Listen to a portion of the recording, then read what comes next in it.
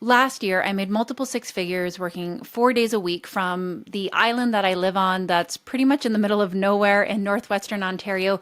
And before you roll your eyes and think, oh, this is just another make money online video, let me show you something. This is my actual life. You know, we hunt, we have great big gardens. My family and I travel all over the world. We take a few months off every single year.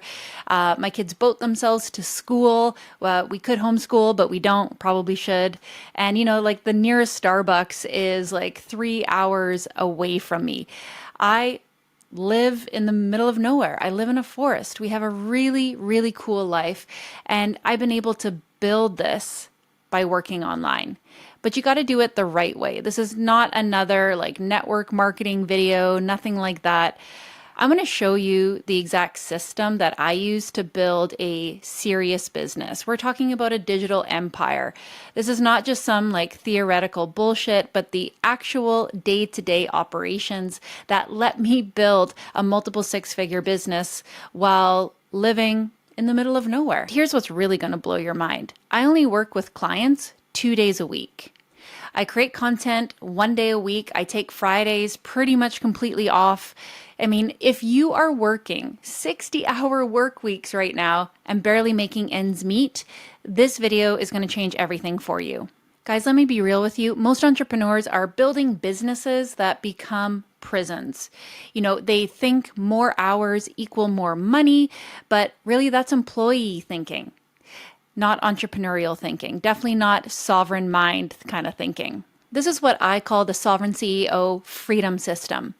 And it's built on 3 core principles that most people get completely backwards. Principle number 1, less is more. While everyone else is teaching you to diversify your income streams, I'm telling you to focus on one thing, one high ticket offer, one platform, honestly, for at least a year, until it's generating high cash months. I know you're hearing this messaging like from everybody online, but until you're already generating high cash months, those diversified income streams are actually just diverse distraction streams. It takes a lot to run a successful business, to create the product, to deliver the product, to fulfill it, to market it. And most entrepreneurs are working with a very small team or maybe just numero uno, and running that one-person business is really, really hard. So the idea, I mean, confidence is good, but the idea that we could run a six-figure business and then multiple businesses with just us, especially in the beginning, it's kind of a lie. So personally, I have one core program. We offer it in group and we offer it one-to-one. So there's 2 tiers, but there's only one program. One program that I work on, one program that I have to market, one program that I have messaging around. That's it.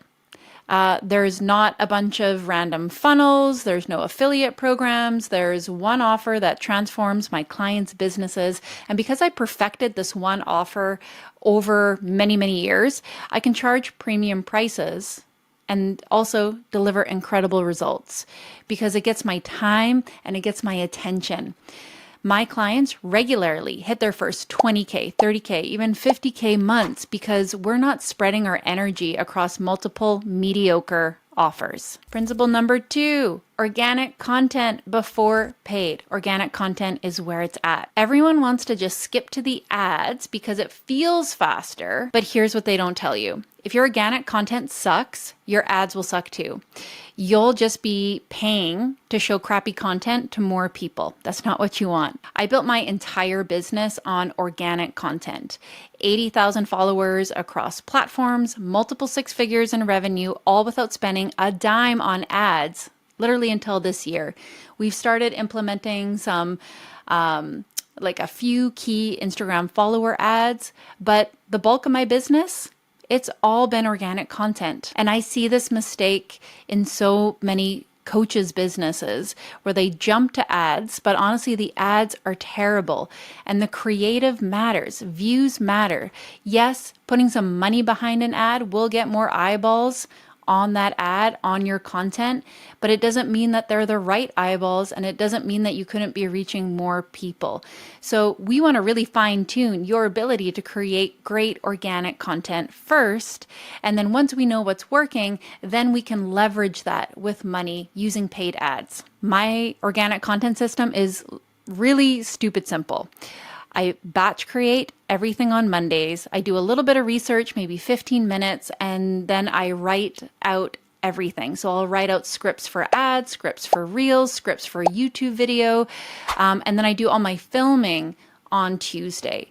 So Monday, all the writing is done. Sometimes I do this monthly and get like way more done. But it's a different headspace. There's a different headspace that I need to be in for researching and writing, and a totally different headspace that I need to be in when I'm filming. You know, you got to put your makeup on. You got to have a lot of energy. You got to be ready to go. It's totally different. So I don't want to be doing that all in one day. So really, all of my content, my newsletters, my emails, my ads, reels, done and dusted, and it saves me hours every single week. One day, done. Then I get to just show up authentically the rest of the week, engaging with the people that like my content, engaging in my stories, engaging in my Instagram channel, engaging in my free private community. Principle number 3, systems that scale without you. Guys, I'm an ADHD entrepreneur. I resisted systems my entire life. It was a really hard thing for me to wrap my head around, wrap my brain around, but they are essential if you actually want to grow. You want to build systems that your business can work without you. Most coaches think that they need to be available 24/7 just to make money. I find that without systems too, they end up doing all the tasks of their business every single day: emails, admin, meetings, coaching calls, content, all of these things. So they end up working really hard every day, but they're never going anywhere productive. It doesn't work to try and do everything every day all the time. You know, scheduling in itself is a system, but you're not going to be able to scale like that. That's just creating an expensive job for yourself. I mean, it's cool that it's your business, but we want your business to make money. If your business is not making money and growing, then honestly, what's the point? It's not enough to just like your business. We want it to grow, and we want you to be compensated for all that hard work and time that you're spending building your business. So every system in my business is designed to give me more freedom, not less. My onboarding is automated, my client delivery system is systematized, and my content distribution runs itself. Now, I have a small and mighty team now. I like to keep it small. I like to keep it tight. I have 3 people that help me. But for the first 5-6 years of my business, it was only me. So it's totally possible to do this all on your own. The great part about scaling your business, you're going to get more income, then you're going to have more money to work with to eventually build your own small and mighty team. The only thing that I personally do right now in my business is I create content, I coach my clients, and I make strategic decisions. Everything else is delegated or automated. So here's my actual weekly schedule, and I want you to pay attention because this is how you build real wealth while also maintaining your sanity. Mondays are for writing, research, a little bit of business development, different headspace. I'm like planning, researching, writing, organizing. So between 9 a.m. and 12 p.m., I research and I batch create all the content for the week. Again, I also do this monthly just so I can like really get ahead of everything. Between 1 p.m. and 3 p.m., I might have some meetings with the team or do some strategic planning. I might look at my launch calendar. I might think about what podcast guests I might want to have that week. From 3 to 4 p.m., I schedule everything, put it into the calendar, so I'm never waking up thinking, what am I going to do today? What should I work on? It's already decided. It's already done. That alone saves me a lot of time. Tuesday is filming days. So I put on makeup, I pick out my outfits, and all day long, I'm just filming. So I will probably create some long form content. So I'll film 1 to 2 YouTube videos. I might film a podcast that day. If we're generating new ads, I'll film 1 to 2 ads, maybe 3 reels, and I'll just get it all done and dusted in one chunk. Sometimes it's just one thing. Sometimes it's a whole bunch of things. Sometimes more long form, sometimes more short term, kind of depends on what we're working on. But I have a huge chunk of my work done for the week and the month done all in this day. And it's great that this is the only thing that I need to do that day. I don't have any meetings. I don't have any client calls. I'm not looking at my emails. I'm just doing this thing so I get to stay in this energy. Because to be honest, guys, I've been doing this for like 10 plus years. I still find it really hard to get in front of the camera. I still find it hard to muster up the energy. It still feels weird being on a screen. So I kind of have to amp myself up. I'll wake up, I'll work out, I'll go for a walk, I'll shower, I'll get ready, and then all right, let's go. And then I know I don't have to do that the rest of the week if I don't want to. I'm actually a super introvert, which might sound funny. I speak on stages and I'm a blabbermouth on the internet and do podcasts and all the things, but I'm actually an introvert. So it takes a lot for me to get ready for camera. So I prefer to get it done in one day. Honestly, saves me hours every single week. Wednesday and Thursday, this is for clients. So I'll meet with clients, I'll take coaching calls, I'll show up in our group scale program. I might do an Instagram live that day, I might do a podcast, again, different energy. I do have to be energetic, I do have to show up, but I'm not filming. It's okay if I'm ugly that day, it's okay if I didn't do my makeup. And I'm really just focusing on serving other people. So I might get some work done for clients, I might meet with them, and that's kind of the headspace that I get to be in for these 2 days. Friday, it's not totally off because usually there's like some things that I need to tie a bow around, right? There might be something that I needed to edit. I usually have like a money date with myself. So I might look at my bank accounts, money coming in, money coming out, love to pay attention to that. I will see if I missed any messages, some email, like some simple organization. It's kind of just like cleanup time, admin. I'm usually done by 10 a.m. and then I'm done. I actually take guitar lessons every single Friday afternoon. I'll go pick up my kids early from school. And then honestly, it's just family time. I'll go for a hike with my dogs out here. And then I move into the weekend, which is usually a digital detox. I'll have my phone with me to like check messages from friends, but my weekends are sacred. They're super protected. Because I'm in the online space so much, my eyeballs and my brain really need to be outside as much as humanly possible. So I work really hard during the week so that I can take my weekends off. So no work emails, no client calls, pure family and personal times. So let me break down what actually generates revenue, because I know you're wondering how working less can actually make more money. You have to start off with a proper business model. If you are someone that, you have a small following right now, you kind of make content here and there, and then you have this great idea where you're going to sell like a low ticket product, guys, we got to do the math on that. Low ticket can work if you have a big following and lots of influence. But if you're selling a low ticket item, and there's not a lot of people who know about you, like the math is just not mathing. We have to start off with what's actually a profitable product. What's a high ticket product or a high ticket service where I don't need to sell it to a ton of people? I have some clients that have really big audiences, like 300,000 plus, and they do really well with low ticket products, but the people are there. The easiest way to grow your business is to sell more expensive stuff. You got to make sure it's good stuff. You got to make sure it's something that people want, but you don't have to deliver it to as many people. You see, when you sell low ticket, you're playing the numbers game, and the numbers game is really, really tough. Low ticket downloads, low ticket memberships, it's a numbers game. So that means you got to sell your stuff to a lot of people, hundreds of people every single month, or you could build a business around a higher ticket item and you only need a few clients every single month. That's the game that I want to be in. That's the game that I recommend to most people. My core program is high value, transformational, it's high ticket, and it lasts for 6 months.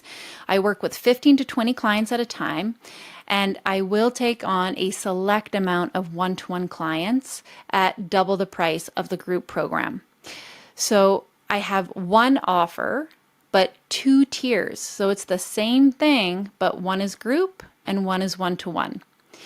Occasionally, I'll help a creator friend with a one and done strategy session or a VIP day. Sometimes people come to us who aren't a good fit for our program. They have different kinds of businesses. Maybe they do network marketing, or they're an artist or a YouTuber, and it's not quite what we're doing in the program. Sometimes if I have capacity, I will say yes, and we'll do a one and done session, but it's not something that I market. I keep my marketing on my program. A reminder too, that when you just talk about one thing, you're going to attract all kinds of people. So don't worry about shutting the door on money. When you talk about one thing relentlessly, consistently, you become known for something, you get more attention. The key in this business model is, because I'm not burnt out, because I'm not overwhelmed, I show up as the best version of myself every single day for every single client. So that means that they get better client results. The fastest way to grow your business, guys, is not how many followers you have. The fastest way to grow your business is to have happy clients. That's going to lead to testimonials, referrals, and case studies that are going to sell the next round of clients. This is a beautiful cycle that gets easier over time, not harder. Look, I know maybe it sounds too good to be true. Maybe the whole work from home sounds like cheesy. I know you're probably thinking, yeah, sure, my business is different though, or I could never work that little, or yeah, that sounds nice what you're saying, but I've been working my ass off and not getting results. Here's the truth. You can't not afford to not build a business this way. When organizing your time like this, like pairing like with like activities, changing your business model so you have more revenue coming in. When you have more revenue coming into your business, everything gets easier. You get your time back, you can get better software, you can hire team members to support you, everything gets better. The alternative is working yourself into the ground for the next 20 years. Doesn't sound very fun. You know, if you're a coach, creator, or a service provider, if you're making under 10K months and you're working more than 40 hours a week, something is broken in your business model and it needs to change. I want to help you fix it. So we have our Sovereign CEO Scale program, where I personally work with entrepreneurs to build these freedom-based business systems. But I also have a really cool community called the Sovereign CEO, where I share a lot of these systems for free.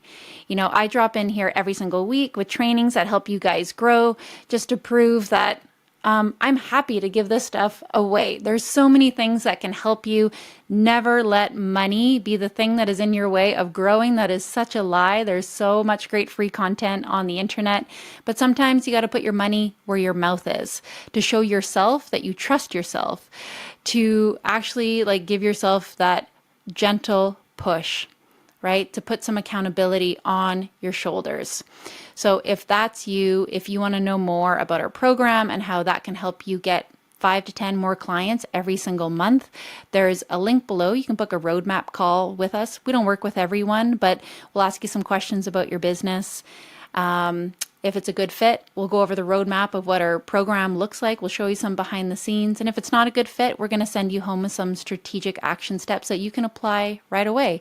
Or we'll just invite you into the free community so you can learn with us for free until you're at that point where you're able to work with us. This video opened your eyes to what's possible when you build a business the right way. Hit that subscribe button. We're creating a movement of entrepreneurs who refuse to sacrifice their lives to their business. The whole reason of building an online business is to create more freedom. You have more freedom when you get your time back, but also when your business is generating real revenue, 10K, 20K, 30K months.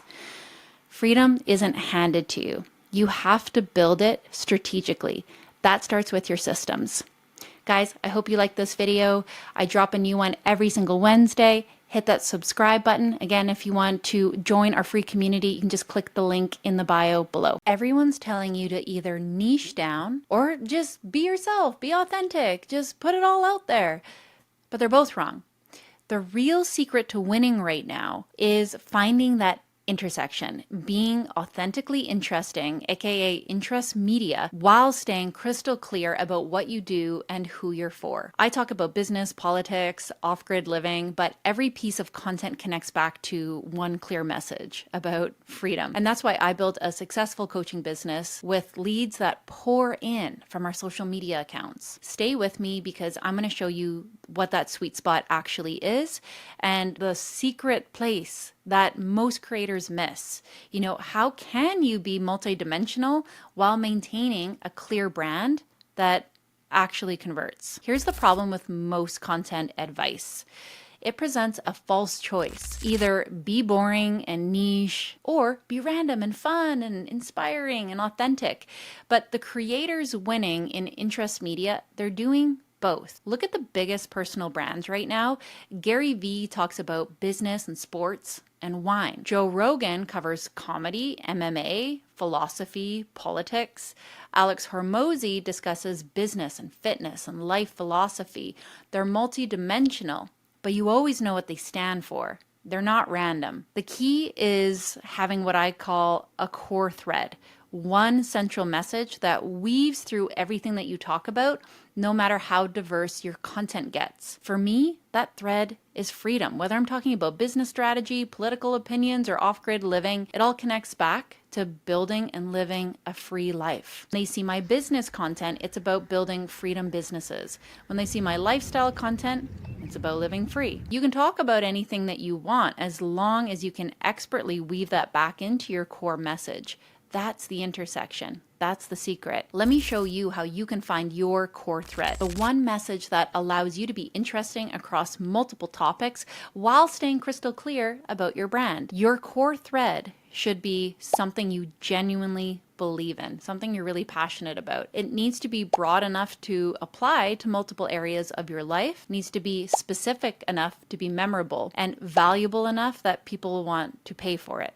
You're a business owner, after all. Here are some examples. Freedom is my thread. You might think about authenticity over perfection, systems thinking, mindful living, unconventional wisdom, human-first businesses. To test if your thread works, ask, can I connect my business expertise to this? Can I connect my personal interests to this? Can I connect my life experiences to this? And would someone pay to learn more about this? Watch how my freedom thread works. Business content, build businesses that set you free. Free speech, radical authenticity, all have that tether of freedom. The political content, choose freedom over compliance. We can bring that free speech thing right back in there too. Lifestyle content, this is what freedom actually looks like. This girl doesn't live in a cubicle. When you have a strong core thread, every piece of content reinforces your brand, even when you're talking about completely different topics. Your core thread is your permission slip to talk about anything,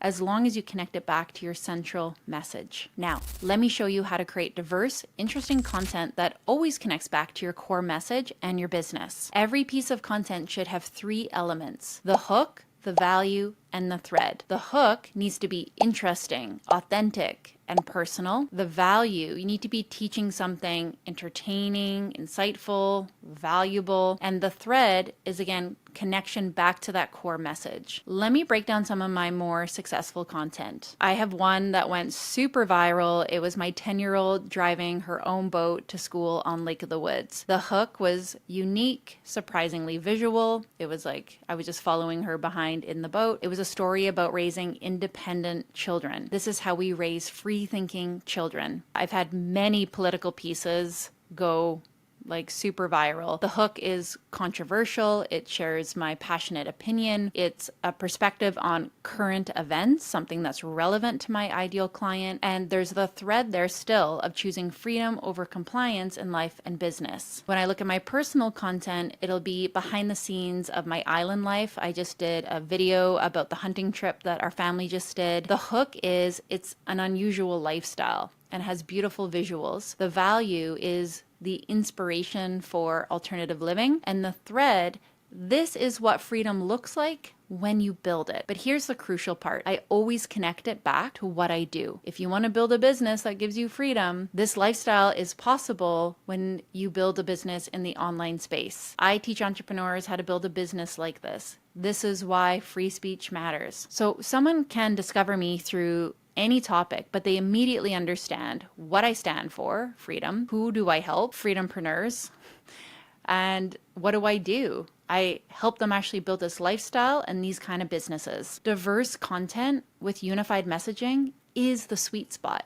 You get the reach of interest media with the clarity of focused branding. Here's where most creators are getting balance wrong. They either lead with just pure personality and entertainment content, like you'll get lots of likes and maybe even some followers, but nobody knows what they do, or they go for pure expertise and nobody cares who they are or nobody ever finds them. You need both. Think of it like this: high personality, low expertise, entertaining, lots of likes, followers, you won't make any money. Low personality, high expertise, really valuable, but not memorable, not discoverable. You want high personality and high expertise, magnetic, and actually makes money for your business. So in my content, I weave in personality and expertise together. Personality elements, my off-grid lifestyle, my political opinions, my ADHD struggles, my unconventional choices. The expertise elements, business strategy frameworks, client success stories, industry insights, practical how-to advice,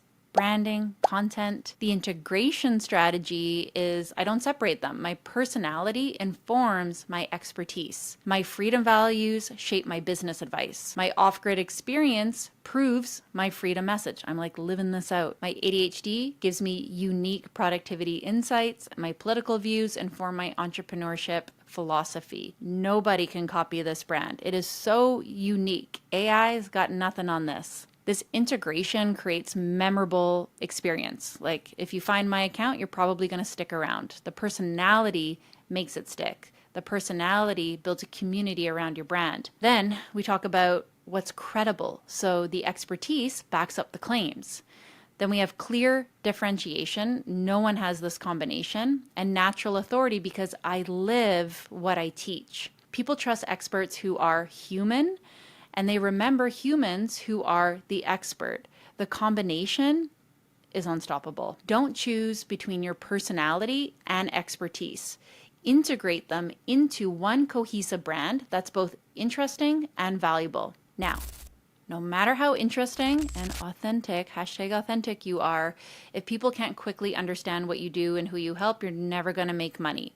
Clarity is still king. Someone should be able to look at your Instagram profile and in 5 seconds understand what you do, who you help, what result you provide, and why you're different. For me, it's everywhere. I help sovereign-minded businesses scale. Okay? Content always ties back to business freedom. Stories showing my lifestyle and my business, like what this pathway actually creates in your real life. And then the offers are clearly about building freedom businesses. Now, I repeat this over and over and over again. I say the same core message in different ways. Build businesses that set you free, sovereign minds, entrepreneurship as a path to freedom, business strategy for sovereign minds, for free humans. Illustrate this concept, visual proof of the lifestyle that it creates, unique language that stands out, and consistent messaging across all of the content, whether that's an email, Instagram post, a YouTube video. Here's the beauty of interest media. You can be clear about your value while being interesting in your delivery. The algorithm, it rewards engagement, and clear value positions delivered through interesting content, they're going to get the most engagement. Clarity and interest aren't opposites, they're partners.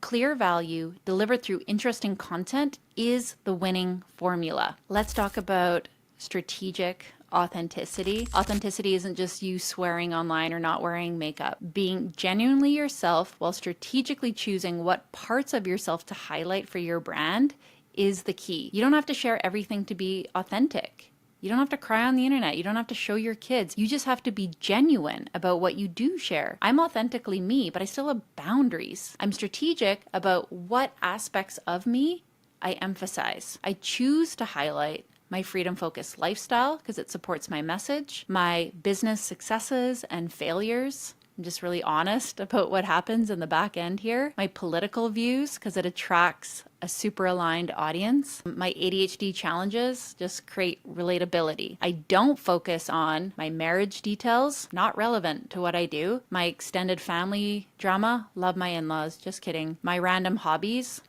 that don't connect to a life of freedom. My past mistakes that don't teach lessons relevant to what I do now. My filter to what I share. Does this support my core brand message? Does this help my audience? Does this build trust and connection? Does this differentiate my brand? It's not about being fake. It's about being focused. Every successful personal brand makes strategic choices about what to emphasize. Strategic authenticity has attracted my ideal clients consistently, repelled people who aren't a good fit, created a clear brand position, and made content creation easier. I know exactly what to talk about. Be authentically strategic. Share genuinely, but share purposefully. Now, let me show you how to create a content ecosystem where every piece of content serves your brand while giving you freedom to be interesting and diverse. Think of your content like a solar system. Your core message is the sun. Everything is just gonna orbit around that. Your main topics, those are the planets, right? I might talk about business, lifestyle, opinions. Individual pieces of content are the moons. They're supporting each planet. My ecosystem looks like this. Freedom through entrepreneurship. That's the core. So planet 1, business strategy, how to build freedom businesses, marketing without selling your soul,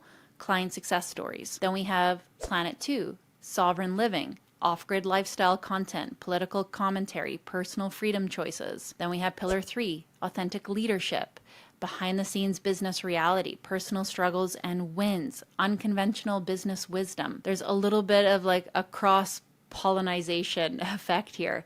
The magic happens when content from different planets collide, when they support one another. My lifestyle content proves my business advice works. My business content funds my lifestyle choices. My personal content builds trust for my professional advice. When planning content, I ask, which planet does this serve? How does it connect to my core brand message? What call to action makes sense? A content ecosystem gives you structure within freedom. You can talk about anything as long as it fits within your planetary system. Finally, let's talk about your bottom line. How to make sure that your content is not just authentic and interesting. We also need it to convert into clients. Every piece of content needs a bridge from interest to action. You want to hook them with interesting content.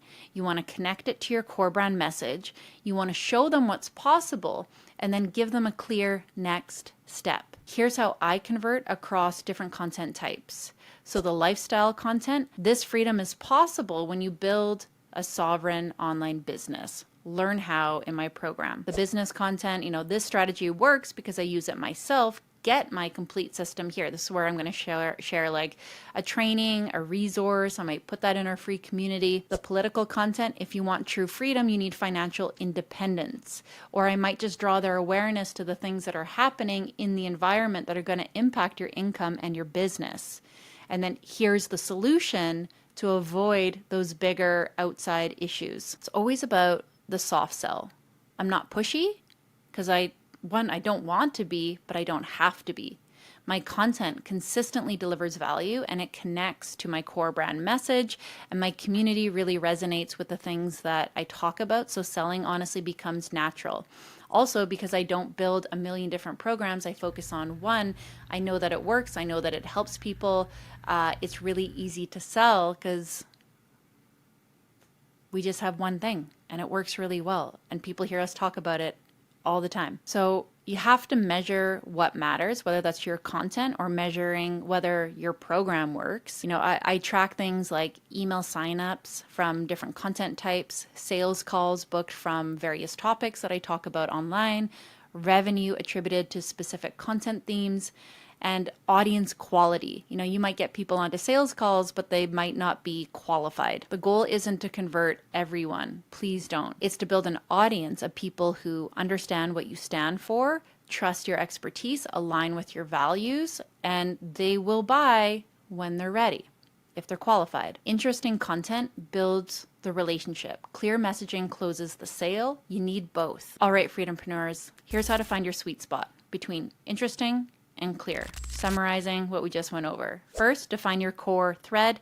What's the one message that connects to everything that you care about? 2, map out your content ecosystem. What are your 3 to 4 main topic areas that all connect to your thread? 3, test the connection. You'll never know until you actually put the stuff out there. Can you tie any topic back to your core brand message and then actually make content like that and just see how it lands? 4th, create your clear value proposition. Make sure people know what you do within 5 seconds. I challenge you to create content for the next 30 days using this framework. Be interesting, be authentic, but always connect back to your core brand message. If this helped you see the intersection between authenticity and clarity, hit the subscribe button, hit that little bell. I'm sharing these strategies every single week.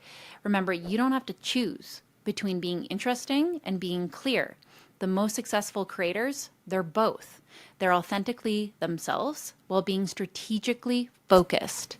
And if you want my complete system for building a clear, authentic, personal brand, check out the Sovereign CEO community. It's a totally free community for freedompreneurs, and I teach these exact strategies every single week inside. So again, be interesting, but be clear if you want to be profitable. The intersection is where the magic happens. I hate to break it to you, but your social media strategy from the last decade is probably useless. If you're still posting content and expecting that you're going to get consistent views based on maybe just how many followers that you have, you're playing by rules that died 3 years ago. And it's costing you everything to double down on those strategies that used to work. I'm about to show you the new game that 99% of entrepreneurs are completely missing, and why the ones who get this are building multi-million-dollar freedom businesses. They're continuing to grow. They're continuing to get attention while everyone else is stuck wondering, why am I making content every day and it's just not working? I'm Carla Joy Treadway, and I help coaches and online creators build sovereign businesses and brands that actually mean something. I help you get more visible. I help you make better content and marketing plans so that you can grow doing what you love. But today, we're talking about why everything you think you know about social media is wrong. If you're ready to stop playing small and you're ready to start building a cult-like brand that stands for something, hit that subscribe button, because we're about to blow up everything that you thought you knew about content strategy. All right, so can we talk about the death of social media here first? What nobody's talking to you about right now is the game has completely changed. And you know what? It didn't change in 2025, it actually changed in 2021. Yet most entrepreneurs are still playing by 2019 rules. Look, I used to have this perfectly curated Instagram account, professional photo shoots, consistent color palette, quote tiles that look like they belonged in a magazine. And you know what happened? I got to 5,000 followers and I completely flatlined there for 2 years. 2 years. I couldn't get that number up at all. You know, in the early days of Instagram, that's what was the thing. And so many coaches blew up with this like neutral color palette aesthetic. That's over now. Now, lately, you've probably felt this too. You're probably feeling like you're putting content out there and you probably feel invisible. Maybe you have low followers, maybe you got a lot of followers, and you're like, hello, where are all the people? Well, a little while ago, I discovered what Gary Vee calls the TikTok effect, and that's when everything in my world changed. You see, the old social media worked like this. If you had 10,000 followers, you could expect roughly the same engagement on every single post. It was super predictable. It was safe. It was boring. But here's the reality check that's going to save your business. You got to know that that world is dead. Followers have never mattered less. Kind of sucks for those of us that have a lot of followers and worked hard for those. You can have 1 million followers and get 500 views on one post and then 2 million views on the next post. Same creator, same platform, but completely different results. Why? Because every platform, Instagram, LinkedIn, YouTube, Shorts, Facebook, they've all adopted this obsession with the individual piece of content. Each piece of content is judged on its own merit, not your follower account. So how do you win? in this new world. I'm going to give you the exact framework that took me from 5,000 stuck followers to over 80,000 organic followers across platforms. Okay, Gary Vee calls this his pack formula, and we're going to dive into it here. All right, Gary Vee's pack framework. Now, P stands for platforms. Which platforms are getting all the attention right now? That has always mattered. A, algorithms. How do they work? What's changed? You don't have to be obsessive about this, but you have to have a baseline understanding of this. C, culture. What's the cultural context, right? The brands that are really going to stand out are the ones that are brave enough to talk about things that are trending. It doesn't mean necessarily they have to be political, that you have to be intentionally polarizing, but you do have to have your pulse on culture. That just might be the culture within your niche and within your industry. You can keep it there, or the broader culture, what's happening out there in the world. And then K, craft. And this is honestly what a lot of entrepreneurs are dropping. You have to commit to always getting better at your craft, especially in terms of creative execution, i.e. the content that you're going to make. Now, every platform is going to have a different strategy. Gary Vee is going to tell you to be on all of the platforms. He's going to say don't choose. So we got Instagram, TikTok, YouTube, LinkedIn, Facebook, Snapchat, Pinterest. There's probably a bunch of other ones there too. I'm going to tell you pick one, because I know a lot of you are having trouble just being consistent on one. But if you're only on one, you need to be milking it for everything it's worth. You got to be on there all the time. Okay, you got to be using it. You got to be posting every day. I don't care about the people that are saying you don't. It's true. You have to be consistently on it daily. And then when you have capacity, then you can add on. It is a good idea to be in lots of places, but the honest truth is most of you just don't have the capacity. You don't have a team. You don't want to live on your phone. That's totally fine. If you're on one though, really work it, really understand that platform and how it works, understand that algorithm. And, even the culture is going to be a little bit different on each platform, right? Like Twitter, for example, there's way more political posts over there. Pinterest is pretty safe and friendly. So that might also influence how you create. And the kind of content that you create is going to look different for every platform as well. You have a new North Star metric to shoot for now when you're making your organic content. And that is your views. The views achieved organically is everything. So your followers aren't as important right now. It's the views that you're going to get from your individual piece of content. P.S. Stay tuned. I'm going to be sharing a training here soon about how you can get more views using trial reels. That's coming up here soon. So you want to look at and shoot for the KPI of the most organic views possible. So even if you're in the ad space, you want to know how to do this organically first. And if you want to put money behind that then with ads, that's totally fine. But you want to know how to do this organically first. So if player A is making 3 videos a day and they're getting 100K total views, and player B makes 1 video a day getting 4 million views, player B is going to win. So does this mean quality or quantity? The quality is most important, right? It's not necessarily you putting out a ton of stuff, but it's the quality of that individual piece of content.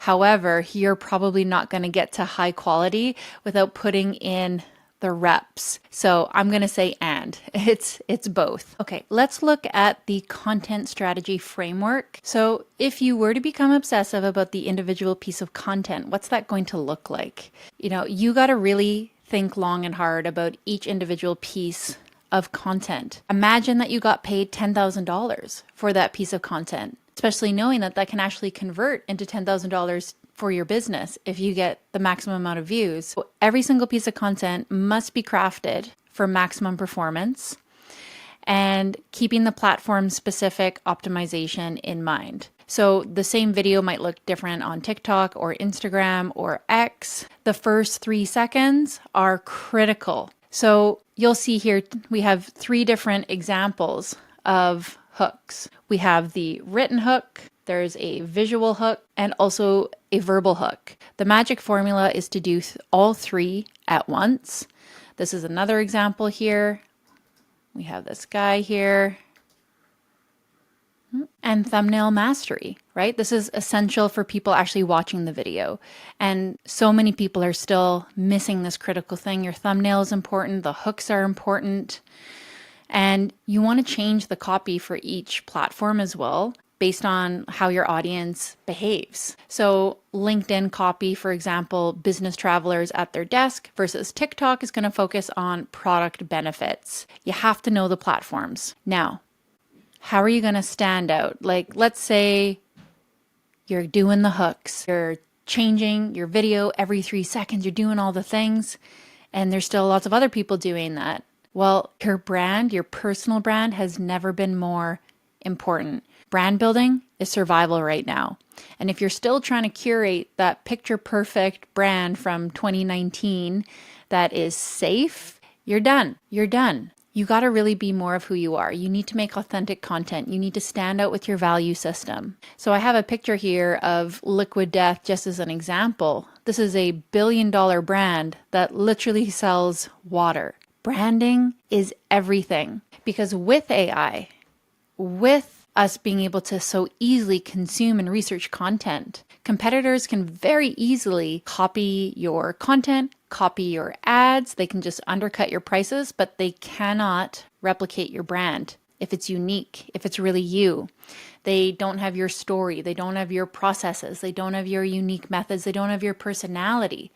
Brand is the only non-commodity in business. The organic content is going to build your brand, and then the paid ads are just used to leverage what's already working. So the winning formula, again, organic content, focusing on making that go viral, and then converting to paid ads for massive ROI after you know it already works organically, instead of just wasting your money on ads. So AI is obviously revolutionizing everything. Now, in the old days, people were paying like $800,000 and spending 9 months on video productions. And now for like $4, AI can make your video in 19 minutes. So AI is going to democratize content creation at an unprecedented scale. You're already seeing it. You're already following fake influencers. Now, those who adopt AI creative tools early are going to dominate in this space. AI influencers are going to replace human influencers. Again, you're probably already following them. You can create your own AI influencer if you want to, instead of human ones. Now, I did this just as an example, just for content creation here. This is wild. I plugged into ChatGPT a Nike ad, and I gave it a photo of myself, and I said, put me in this Nike ad. And this happened in like 2 seconds. That is wild.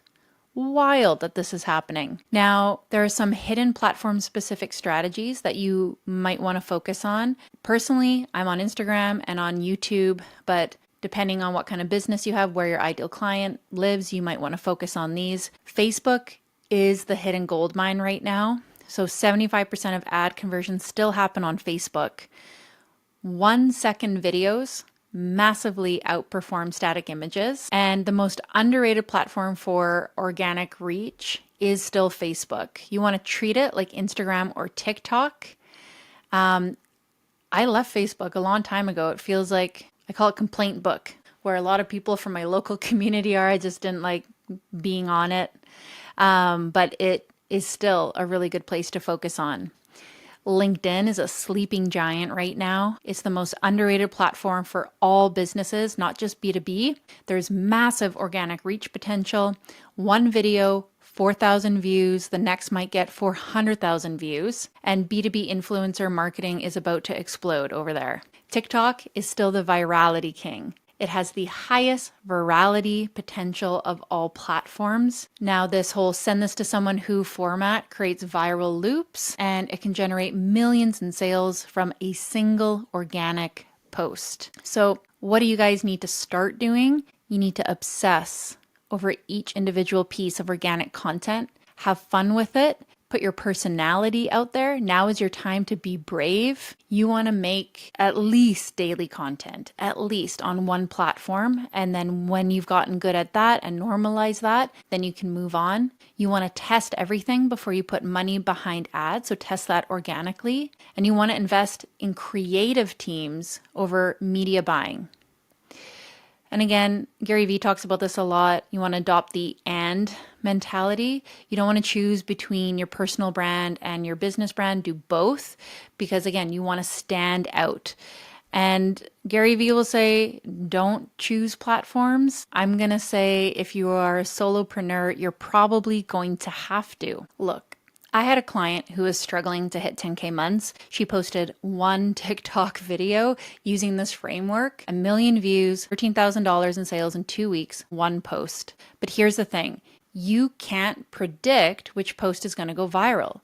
So that means you need volume and quality. This is why I teach the content multiplication strategy in my programs, because you need to batch create your content using pivotal content like this YouTube video at the top. I need to highlight the importance of your brand again. A lot of entrepreneurs think social media is just about getting views and making sales, but if you're not building a brand, you're building a house of cards right now. What's happening is, again, your competitors are watching your ads, your content, they're copying them. They cannot copy you, your brand, your story, your unique mechanism. This is why I'm obsessed with helping entrepreneurs build what I like to call like a cult-like brand.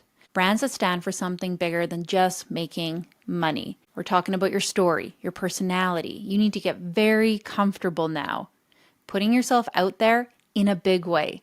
Like when someone follows the Sovereign CEO, they're going to know right away that they're not just following a business coach. They're joining a movement for freedom, for sovereignty, and doing business on your own terms. They're going to see humor, controversial posts, big ideas, and some wild stuff, not just some cookie cutter, boring, perfectly curated spaces. Your organic content, that's your brand building engine. When that content goes viral, then you turn it into paid ads. I've seen organic posts that got 3 million views turn into ads that generated 10x ROI because they were already proven to resonate. And there's agencies out there right now wasting people's money because they're spending money on ads without seeing if it performs organically first. This is the recipe for success. Again, what do you do with this information? Number one, pick one platform and master it. I don't care what the gurus say about being everywhere. I don't care what Gary Vee says. Master Instagram or TikTok or LinkedIn first. Get good at the craft on one and squeeze it for everything that it's worth. When you're good, when you know how to create content, you're showing up consistently, and you have the capacity for more, then you probably should add on. Second, treat each piece of content like a $10,000 investment because that's what it could become. Spend time on your hooks, your thumbnails, your first 3 seconds. Third, stop making content about you and start making content about them. We didn't touch on this yet. Your ideal client doesn't care about your morning routine. They care about their problems and how you can solve them. How can you hype them up? How can you get into their heads? 4, test everything. The beauty of this new system is that the market tells you what it wants and what works. If something gets 10x more views than usual, make more content like that. And 5, please build your personal brand. This is something that I teach inside my Sovereign CEO Scale program, how to create a brand that attracts your perfect clients like a magnet. Look, we're living in the greatest opportunity in human history to build a freedom business from anywhere in the world, but only if you understand the new rules. The entrepreneurs who are winning right now, they're not the ones with the biggest budgets or big teams or fancy equipment. They're the ones who understand that attention is the new currency and organic content is how you earn it. If you want to learn the exact system that I use to create cult-like brands and turn organic content into consistent high-ticket sales, I've got 2 ways to help you. If you're an established coach or creator making between 5 to 10K months and you're looking to scale your business, get more visible, and get more clients, you can book a free roadmap call with me and my team. We'll show you exactly how to use these frameworks to build your business without burning out in the process. If you have a proven process that helps people, you care about results for your clients, you're not afraid to make content, and you have a budget for low-cost ads, book that roadmap call. We don't work with everyone, so if we think we can help you, we'll go over the roadmap of what that looks like. And if it's not a good fit, we're going to send you home with some solid strategies to help you grow no matter where you're at. P.S. If you love these videos, join my free coach and creators community, The Vault, using the link below for free weekly workshops to help you get more clients. You can also happily follow along here on YouTube, but if you want to be connected to the community with me, you want to be able to chat with us, get some bonus outings, some live Zoom events, then you're going to want to be in the community. So I don't know, what's it going to be? Are you going to keep playing by the old rules and wondering why your content isn't working? Or are you going to step into your power as a real sovereign entrepreneur and build something that actually grows. The choice is yours. Are you marketing to the wrong person? And have you been doing that for a while? Guys, today I want to talk about a huge problem that I see in so many of my clients' businesses. They're marketing to the wrong person, or they never really picked a person to begin with. We're going to talk about that as well. But today's training here is all about how to upgrade your ideal client, how to know if you have picked the wrong ideal client for your business, the wrong avatar, the person that really your whole offer, your business, your marketing plan is built around. This is important. The number one mistake that I see many of our clients making when they choose their ideal client is going for clients that are so stuck in their pain that they're not actually willing to do the work to change. And this is what I mean by upgrading your ideal client. In this training, we're going to go over what happens if you choose the wrong person to serve or sell to, how to audit your current ideal client, how to upgrade your ideal client and why you need to do that ASAP, the Hawkins scale of transformation, and last but not least, how to attract your ideal client. Is it time to upgrade your ideal client avatar? Well, your ideal client is a concept that you should regularly review.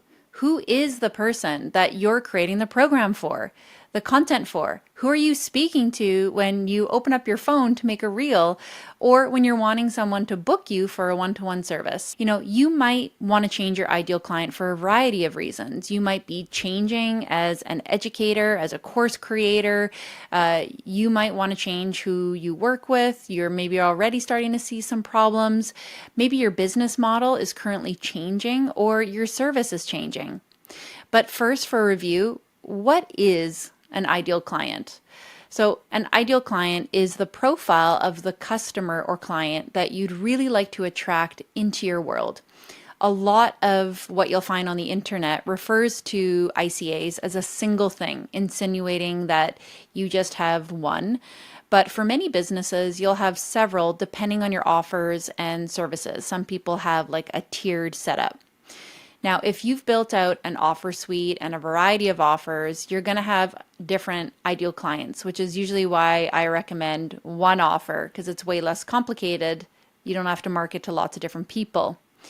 When you have different offers, maybe you have like a tiered offer suite, really what you're doing is you are speaking to maybe the same person, but just at different legs of their journey. They might just be starting for your strategy call, they might be at 5K months for your mid-tier offer, and they might be a six-figure CEO for your high-ticket one-to-one. So it can still be the same person, just different legs of the journey, but we still need to know that information because there's a different way to market to each person at each stage. You know, the distinguishing factor might be their age, their budget, their goal, or commitment level. How invested are they in their own process?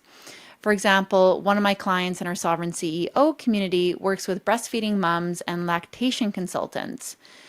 Those are two very different profiles that she'll need to create when marketing.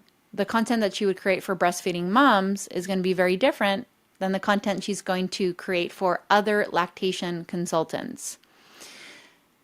How do you know it's time for an upgrade in your ideal client avatar? Well, if you're not getting the results that you'd like to see, or if you're not really liking your work, you're starting to like it like less and less these days, it's a difficult person to work with, it might be time for an upgrade. Here's a series of steps to review to see if it's time for you to upgrade your ideal client. Step 1, review your current client avatar and services and see if it's aligned with your mission. Their basic information, their age, demographics, their budget, their desired goal and transformation, your service, and your A to Z roadmap to get that client to the end, to their goal, to get them results. Number 2, review your service. You know, is your current program set up in a way that facilitates the transformation that they're looking for? Or is there an upgrade in your own service that's required to meet this person's goals? Do you enjoy delivering your service in this format?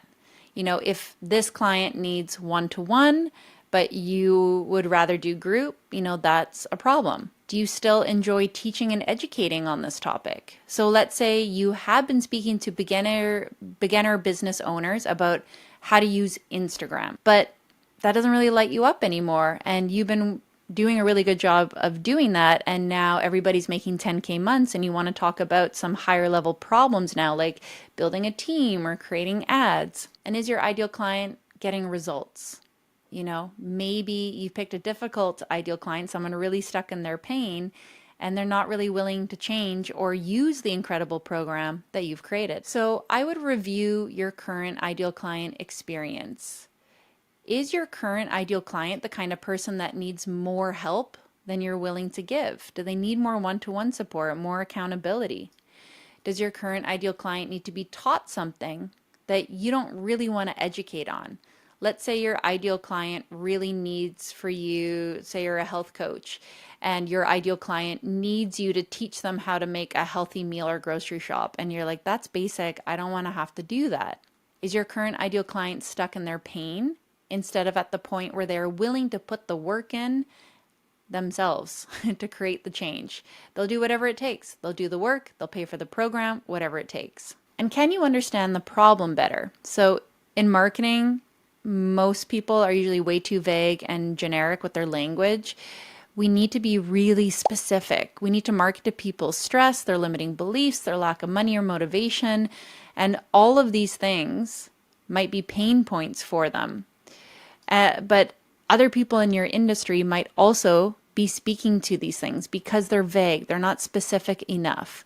So what is the specific scenario? If you could describe it in a movie scene that your ideal client keeps getting stuck in. Well, they show up to get to work, they start posting on the platforms, they open up Instagram and then Facebook and LinkedIn, and all of a sudden they're caught in the scroll hole and they haven't gotten any real work done because they're focusing on too many platforms. It's spreading their attention too thin, they're burning out, and they need to just be on one. That's a pretty specific scenario. Why haven't they moved past this pain yet? What's the bigger underlying problem? They're unsure of themselves, they're disorganized, they have ADHD. What have they tried before that didn't work, and why? They've tried other coaching programs, they've bought a Reels course. What are their emotional, logistical, and financial pain points currently? They're making 5K months, but they're working 40-hour work weeks, and that math is not mathing. How stuck are they? This is a really good question to ask yourself. And here's where the upgrade may need to come in. Are you talking to someone that is so deep in their pain that they're beyond helping at this moment? Are they stuck in the mud? And I say this at a moment because I think a lot of you really care about the people you're working with. And when you start a business, you're like, I want to solve problems. I want to help people. And sometimes when we do that, we accidentally pick someone that's just like really in it. They're really in it and they're not really ready to change. And then a lot of entrepreneurs will feel bad about abandoning them. The truth is, we got to leave people in the mud sometimes.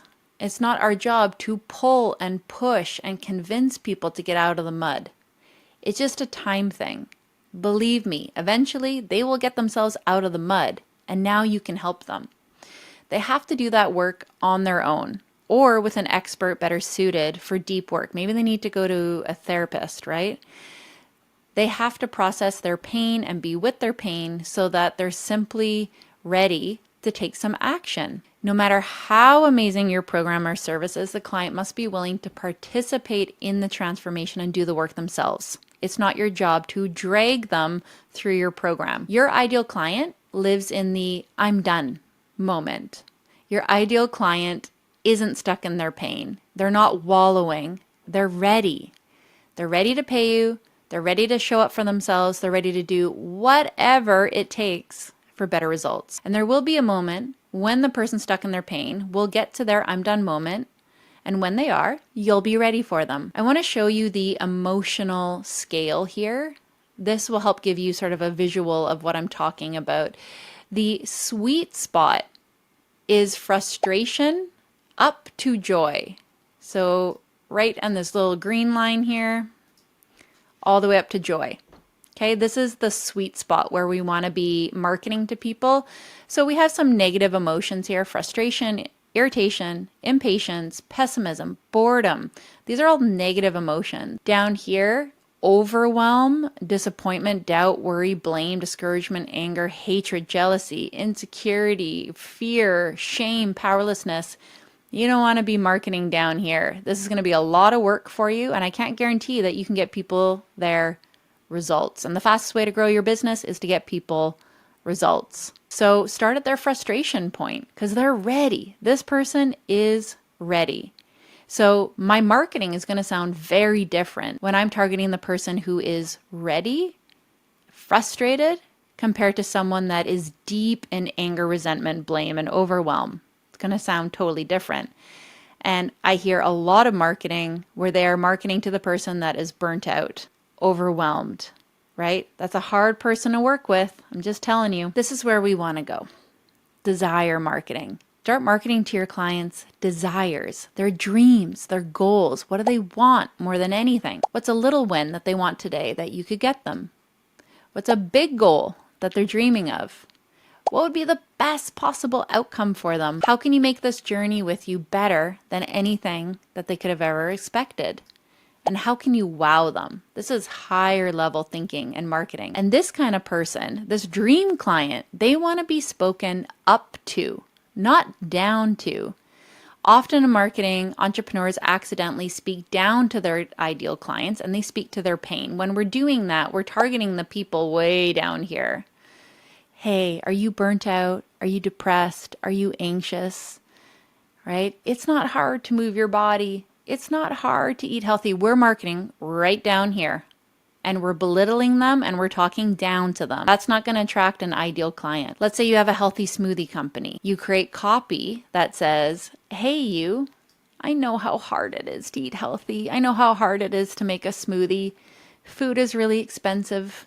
You're busy. You're stressed with the kids. You're overwhelmed. You don't even know where to start in the kitchen. You can't make that smoothie. You're so burnt out. Who are you speaking to?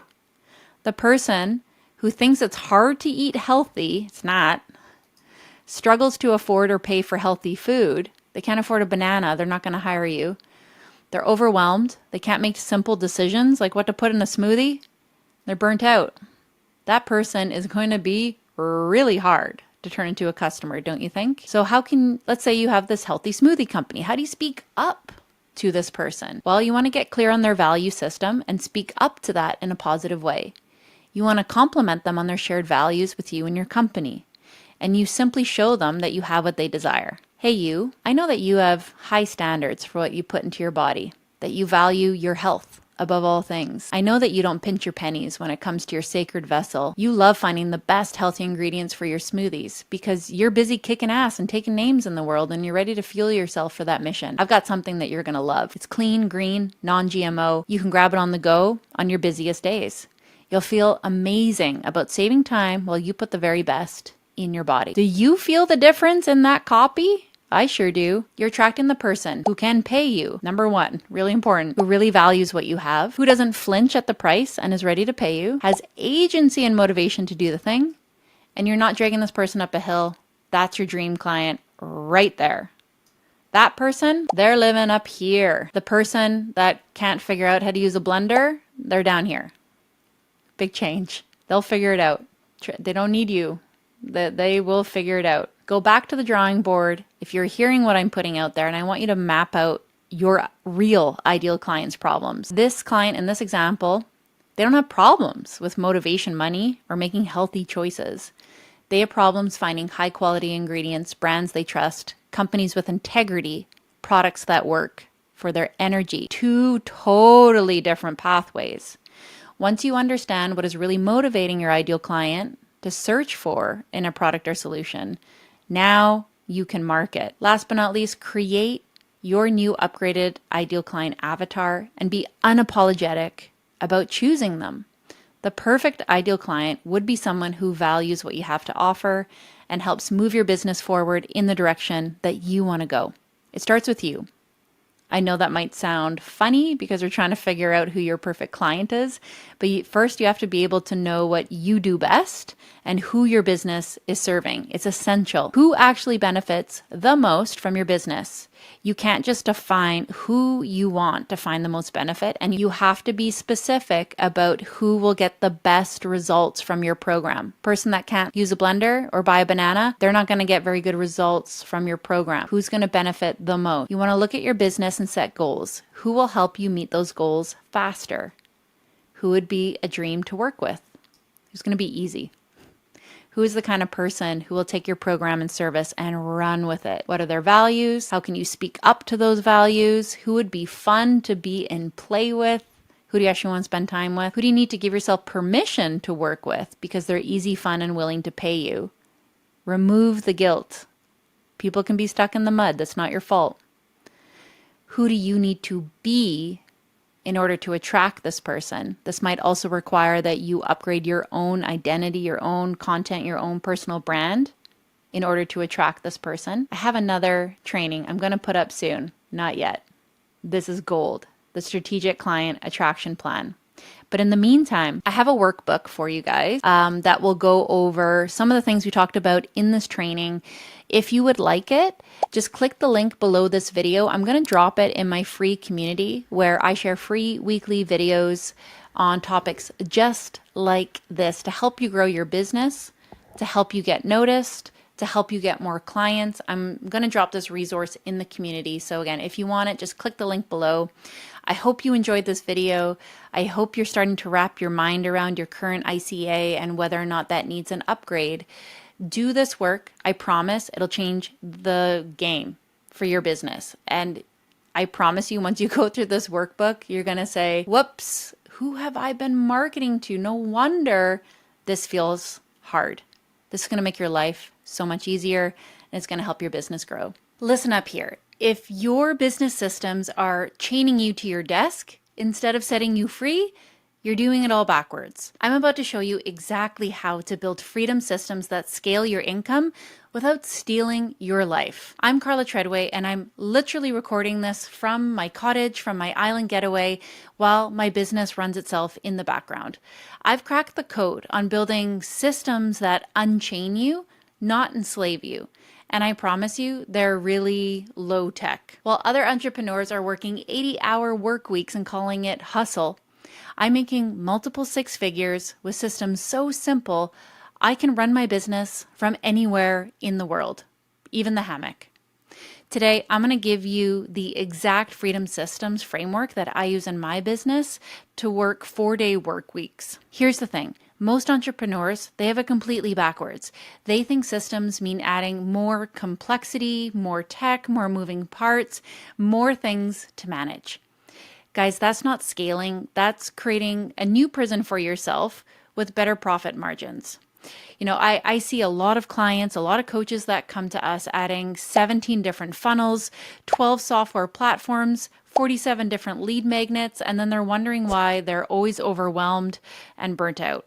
You know, they have really messy businesses because they just have too many things. There's too much stuff. If you're doing this, you're not building a business. You're building a monster, and that monster, it's going to eat you alive. The real problem also maybe isn't that you need more systems, but it's that you need the right systems. Systems that multiply your impact without multiplying your workload. Freedom systems have one job. They need to be able to give you more time, more money, and more choice. And if your systems aren't doing all three, then they're not freedom systems at all. They're just fancier to-do lists. Pay attention. This is my freedom systems philosophy, and it's going to change how you think about scaling your business forever. 1, less is more. Always. The less you can do, the better. One offer, one platform, one system. Master that before you even think about adding more complexity to your business. I'd rather have one system that works perfectly than 10 systems that work okay. I want to know that I have one offer that we're able to get incredible results for our clients with before I think about adding a whole stack of other offers. I want to know that I can use one social media platform really, really well before I try and extend and go to other social media. It's like just stretching my energy, my capacity to a million different zones that I actually don't have time or capacity for. It's simple, really. Every system that you build, it should pass the freedom test. Does this give me back my time? Does this increase my income? And does this give me more choice about how I'm going to live my life on the day to day? If it's not a yes to all three, it doesn't belong in your business. And look, I know right now everybody's talking about passive income and ManyChat and robots and AI. Look, automation shouldn't be about completely replacing yourself. I don't. It's about amplifying yourself. How do you get better results in your business? And that doesn't always mean removing yourself completely. The goal shouldn't be to remove all human elements from your business. You want to remove the human bottlenecks from your business so that you can focus on the work that only you can do, the work that AI can't replace or other team members can't replace. Here's what this looks like in practice. So my content system is actually really, really simple. I batch create content once a week. Mondays is when I write, when I research. Tuesdays is when we film. And then Wednesdays, we edit, we might schedule, we plan, we do more like the nitty gritty. It's super simple. My team always knows what to expect, and this allows us to create an abundance of content. What kind of content? I'm writing emails. I'm writing scripts for YouTube videos, for the podcast, for social media. It all happens on one day. And we organize my schedule like that because it's just a different energy when you're in research mode, writing mode, filming mode. It's all a little different. So we have different chunks of time on different days. And this is the flow that we get into to be able to show up on multiple different platforms to create short form content, long form content, and everybody knows what to expect. This took a little bit of time to get into the sync, and everyone needs a different kind of batch content creation system. Some people like to do it monthly. I like to do it weekly. This allows us, again, to create lots of extra content. So if there are weeks where I need to disappear, we always have a whole batch of content ready to go that we can start scheduling and putting it out there if I want to disappear. Like this week, for example, I just went away hunting with my family for an entire week. My audience, they would have had no idea because the content was seamlessly continuing to go out. My sales system is very, very human. So organic content attracts our leads. Our long form content nurtures those leads. We have hands-on discussions in my DMs, and discovery calls honestly just autofill my calendar because we have built so many points of contact and therefore trust in my business. You know, those conversations, they're really, really simple.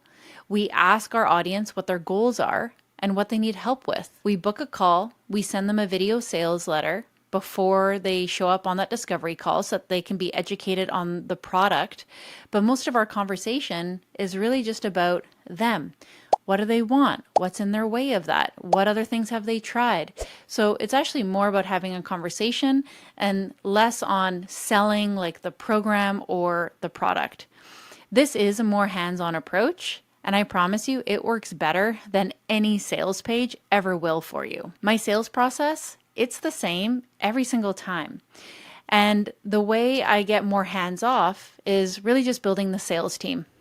So you might think about adding like a setter to the business or a sales closer, but it really is about putting the human back into the business. This has generated 300% more sales for our business than automations or ManyChat or sales pages ever had. And yes, it is more hands-on, but it's totally worth it. And again, if you want to be a little more hands-off, that's when you just start building a team to help you with these tasks. My client delivery system, when you're running a program or an online service, you have to make sure that your clients are really well taken care of. Everything my clients need is organized, super accessible, and delivered consistently, whether I'm available 24/7 or not. My team knows exactly what to do and when to do it. We use really simple tech. We use a Google Drive for shared documents and Voxer to interact in real time. All client meetings are scheduled in advance, and automated email sequences and reminders are there to keep our clients abreast of any one-to-one calls, any group calls, and our offers are also a mix of do-it-yourself online courses and done-for-you services. So we create videos for repetitive tasks so we don't always have to hop on calls to walk our clients through things. And then we also add in additional coaches into our coaching programs so that I'm not the only one that needs to show up for coaching calls. Lots of touch points. Some things are automated, the bookings, the reminders, all of these like monotonous administrative tasks. We can automate all of those things into our businesses. I've added in more coaches to help the clients get what they need. And then we do a hybrid service of one-to-one group calls as well as online courses. So the clients always have all the information that they need, but I don't have to be the one to show up live every single time that they need something. The result of this, I can disappear for weeks and my business keeps growing and my clients always get all the help, all the support that they need. And again, that's not because I'm absent. It's because I've built systems that work without constant babysitting. Most people think that freedom means working whenever you want. That's amateur hour. Real freedom means your business works whether you're working or not. And here's what scared entrepreneurs don't understand. Simple systems scale better than complex ones.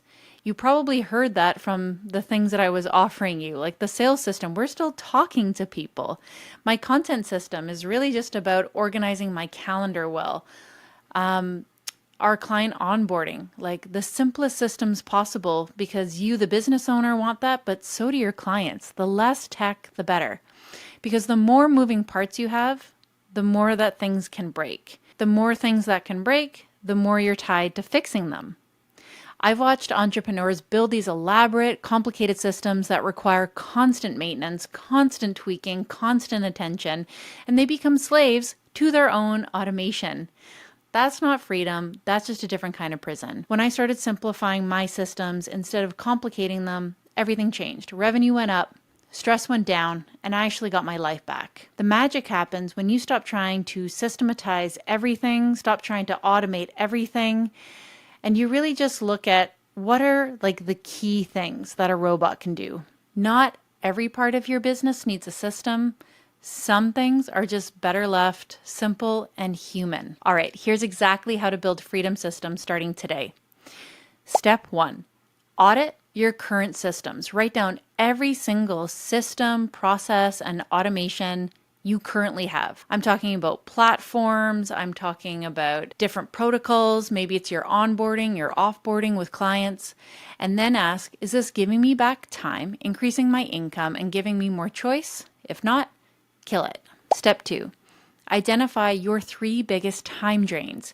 These are the repetitive tasks that eat up your entire day, but don't require your unique genius. These become your first automation targets. Step 3, build one system at a time. Don't try to systematize your entire business in a weekend.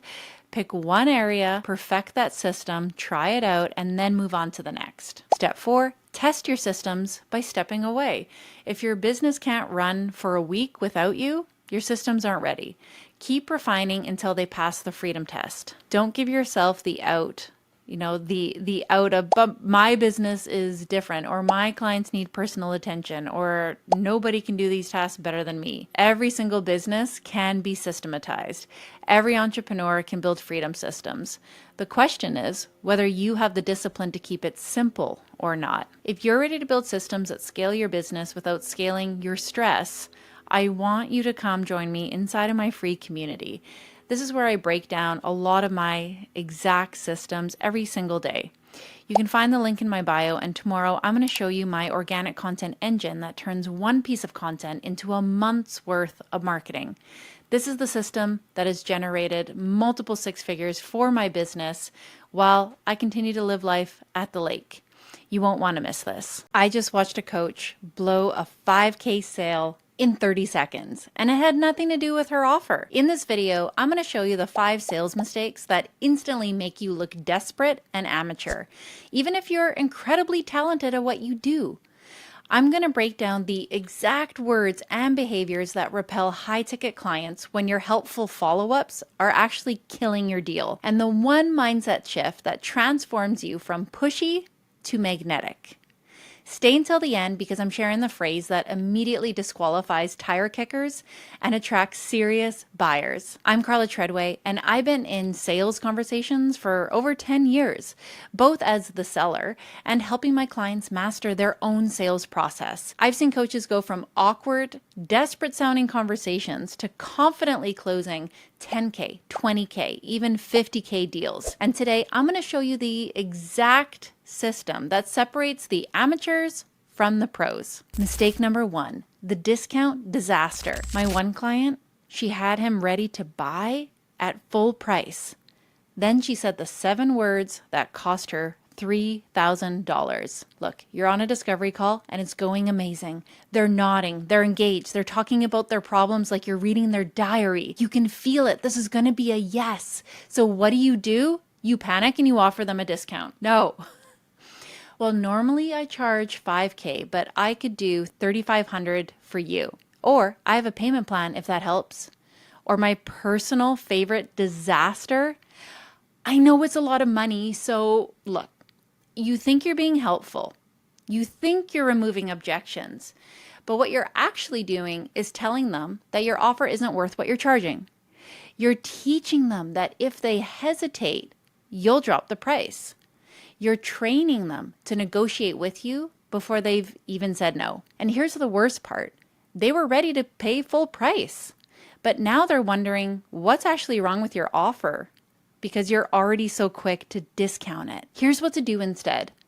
Confident sellers, they don't discount. They know their worth and they stick to it. When someone asks about the price, they say, the investment is $5K. And then they shut up. No justification, no apology, no immediate discount. If someone can't afford it, that's information. That's not a problem for you to solve by lowering your standards.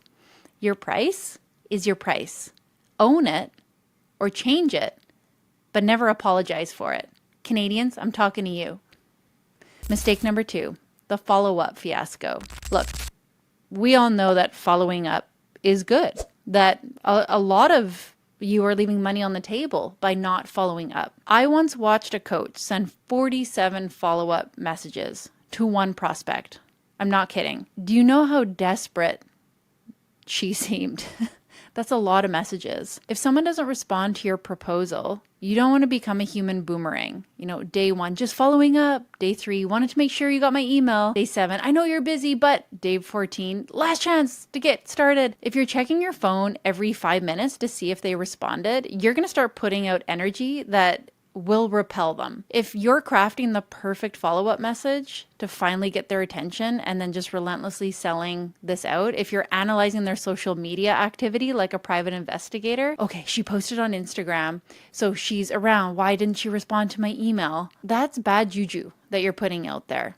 If you are coming across that person, if you're constantly thinking about them, if you're sending 17 texts in a row, you think that you're being persistent, but you're actually just kind of acting a little crazy. You think that you're showing interest, but you're actually showing desperation. Here's the professional approach. Professional follow-up has boundaries. 1 follow-up after a week, maybe 2 if there were genuine interest. After that, move on. The confident coach knows that if someone wants what you're selling, they're going to respond. And if they don't respond, they're either not interested or not ready. Neither of those problems get solved by more emails. Your energy is way better off spent finding new prospects than chasing old ones who've already shown you where you stand. They're not interested. And what this is actually is good information for you to improve your pre-qualifying process, maybe your content on how you nurture those leads in the first place, or your sales skills on that call. Mistake number 3, the objection obliterator. My one client, Sarah, she spent 20 minutes trying to convince someone who said, I need to think about it. And she lost a client who was actually ready to buy. If someone gives you an objection and you turn it into a debate, I need to think about it. Well, what specifically do you need to think about? Let me address every possible concern you might have for the next 30 minutes. Or, I can't afford it, but can you afford not to invest in yourself? Let me break down the ROI and show you 17 different ways that this pays for itself. Here's a big one. I need to talk to my spouse. Well, what questions do you think that they'll have? Let me give you all the answers so that you can convince them. Again, you think that these are good sales skills. You think that you're being helpful, but what you're actually doing is arguing with someone who's trying to politely say no. You're making them defend their position instead of respecting their decision. And you're training your nervous system to believe that every objection is a problem you need to solve instead of information that you need to accept. Here's the right way to handle objections. Here's what changed everything for me. Objections aren't problems to solve, they're information to receive. When someone says, I need to think about it, the right response is, absolutely, take all the time you need. What questions can I answer to help you make the best decision? Then you shut up and you listen. If they're genuinely interested, they'll ask questions. If not, they'll give you a polite non-answer. Either way, you have your information and you can respond accordingly. Mistake number 4, the qualification catastrophe. Mike spent an hour pitching someone who had zero intention of buying anything ever. He was so excited that someone booked a call with him that he forgot to actually qualify him. Have you done this before? You spent the entire conversation talking about your program, your process, your results, your testimonials. You're performing like a dancing monkey, trying to impress them with everything that you know, everything that's packed into your program. Meanwhile, you have no idea if they can afford what you're selling. You don't know if they're actually ready to invest, and you don't know if they're shopping around or if they're actually serious. You're giving away your best stuff to someone who might just be collecting free advice. And at the end of the call, when you make your offer, they hit you with, this all sounds great. I just need to research a few more options. Or, I'm not really ready to invest right now. And you realize you just spent an hour being a free consultant instead of a professional service provider. Qualify before you present. Qualification happens before presentation, not after. In the first 10 minutes of any sales conversation, or better yet, in the DMs before they even get on a call with you, you need to know 3 things. Do they have the problem that you solve? Do they have the budget to invest in the solution?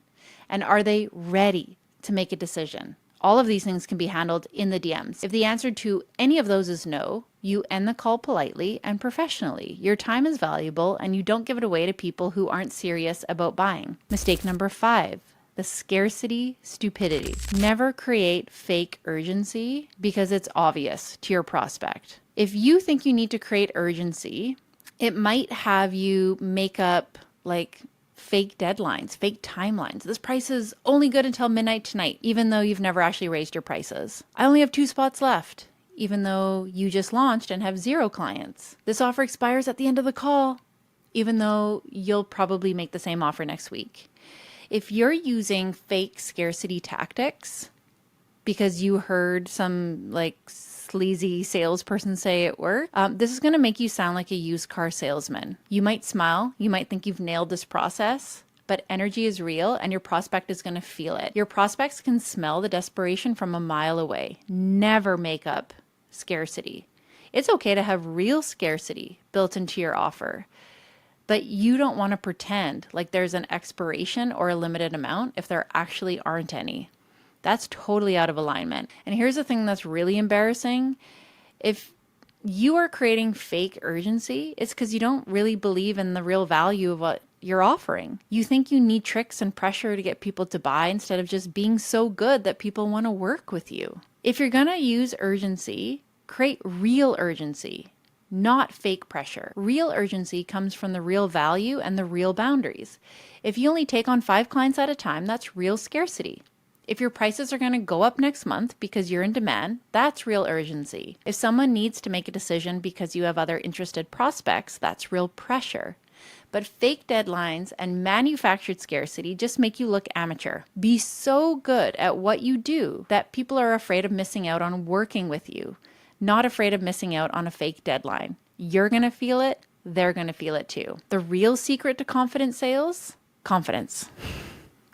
You have to figure out how you can get more confidence in your offer, confidence in your pricing, confidence in your boundaries. When you know that you're the best solution for the right person, you don't need to chase, discount, or pressure people. You present your offer, answer their questions, and let them make an adult decision. How do you do that? Always work on making your offer better. Always work on serving the person in front of you. If that means that you put this offer out at a discounted price to work with more people to get better results, do that. Because the goal isn't to convince everyone to buy from you. The goal is to make it easy for the right people to say yes and comfortable for the wrong people to say no. And this is just going to come with practice. That's how you build a business full of ideal clients instead of a business full of people you had to talk into working with you. Now that you know what not to do in sales conversations, you need to understand what to do. The most successful coaches I know have a specific framework for high-ticket sales that feels authentic and converts consistently. In my next video, I break down my exact discovery call process that's helped my clients close 10K, 20K, even 50K deals without feeling pushy or salesy, and you can click it here to watch it now. And if you want to practice your sales skills with other entrepreneurs who get it, I have a free community where you can actually role play sales conversations and share what's working. The link is in the description. Social media is dead. And here's what replaced it. If you're still creating content like it's 2017, you're about to get left behind. What we have now isn't really social media anymore. I mean, it's good to be social and engage, but what I need you to understand is something completely different is happening right now. And the creators who understand that the shift has already happened, they're already crushing it. While everybody else, they're still wondering why their content isn't working anymore. Stay with me because I'm going to show you exactly what replaced social media, why the old rules don't work anymore, and the 3 strategies that will make you unstoppable in this new landscape. Here's the truth that nobody's talking about. Social media died and we didn't even notice the funeral. For about 15 years, social media worked like email marketing. You build followers and a percentage of them would see your posts. Simple math, right? But something massive shifted around 2021. This is the move from social media to interest media. And interest media changes everything. Old social media, your followers see your content. Super simple. New interest media, the algorithm shows your content to people interested in that particular topic, whether they follow you or not. I need you to think about this. When was the last time you saw a post from an account that you follow that you really, really like? Probably never. Instead, you're seeing content from creators you've never heard of because the algorithm thinks you'll be interested. This isn't just a small change, this is a complete revolution. And it means the strategies that worked before are not just outdated, they're actually hurting you. Also, this is really good news for those of you who have small followings. It's actually never been less important how many followers you have. And it's kind of crappy news if you have a big following and you worked your buns off for it. It's not as relevant. So what exactly is interest media? It's simple. Platforms don't care about your follower count anymore. They care about engagement and interest signals. I can make a video about my chickens or hunting with the family, something totally random for my business audience, and it would have totally flopped in 2017. But today, that video would show up in the feeds of outdoor enthusiasts who have never heard of me. Here's what this means for you. A creator with 500 followers can get 1 million views if their content hits the right interest signals. Meanwhile, someone with 100,000 followers might struggle to get 1,000 views if they're not aligned with what people actually want to see. We're seeing this everywhere. Unknown TikTokers going viral overnight. YouTube shorts from tiny little channels getting millions of views, and Instagram reels from brand new accounts outperforming huge established creators. The game is completely flipped. It's not about building an audience anymore. It's about creating content that finds its audience. This brings us to the most important insight. In a world where algorithms decide who sees your content, authenticity isn't just nice to have, it's actually your competitive advantage. Gary Vee tells this really good story about making a video where he talked about loving blueberries and claiming he could eat them better than anyone. Totally random, right? That video got 5 million views when his business content was getting about 500,000. Why did this work? Because it was genuinely him. It was passionate and really specific. It was something that nobody was talking about. But here's where most creators mess up. They think authentic means perfect. No, authentic means real, messy, human. It means energy, conviction, something that you're actually excited about. The creators that are winning right now, they're sharing their actual struggles. They're talking about their weird hobbies. They're sharing their political opinions. They're being vulnerable about their failures, and they're showing behind the scenes reality. I got some homework for you. How do you put this into play? Well, start by making a list of 10 things that you're genuinely passionate about that have nothing to do with your niche. Those are your secret weapons. Now, a little note here, and I'm going to talk about this in another video. This is not your permission slip to talk about 100 random things on your channel. You still need to be clear about what you do and who you're for. If you're a business owner, what I'm telling you is you get to sprinkle this stuff in. You get to put this in every now and then for a little flair, and it can help you grow and find more people. Now, there's another problem brewing right now, and that's AI. There is a little bit of an AI burnout crisis happening, meaning that we're drowning in artificial content and the audiences are kind of getting exhausted. They're no longer entertained by this AI stuff. Every day, millions of AI generated posts are flooding social media platforms. That gross ChatGPT voice. Actually, I just programmed my ChatGPT with a new voice and he sounds very handsome and like really reassuring. I do like that. But you know what I mean? Like the written posts where you can tell that ChatGPT wrote it and you're like, please don't give me that content. So I'm talking about generic advice, templated content, posts with like no soul, no personality, and they all sound the same. And you know what? People can smell it a mile away. Even if you put your brand voice in, even if you like go back and tweak it, like they can tell unless you're really masterful at this. AI content is perfect, polished, predictable.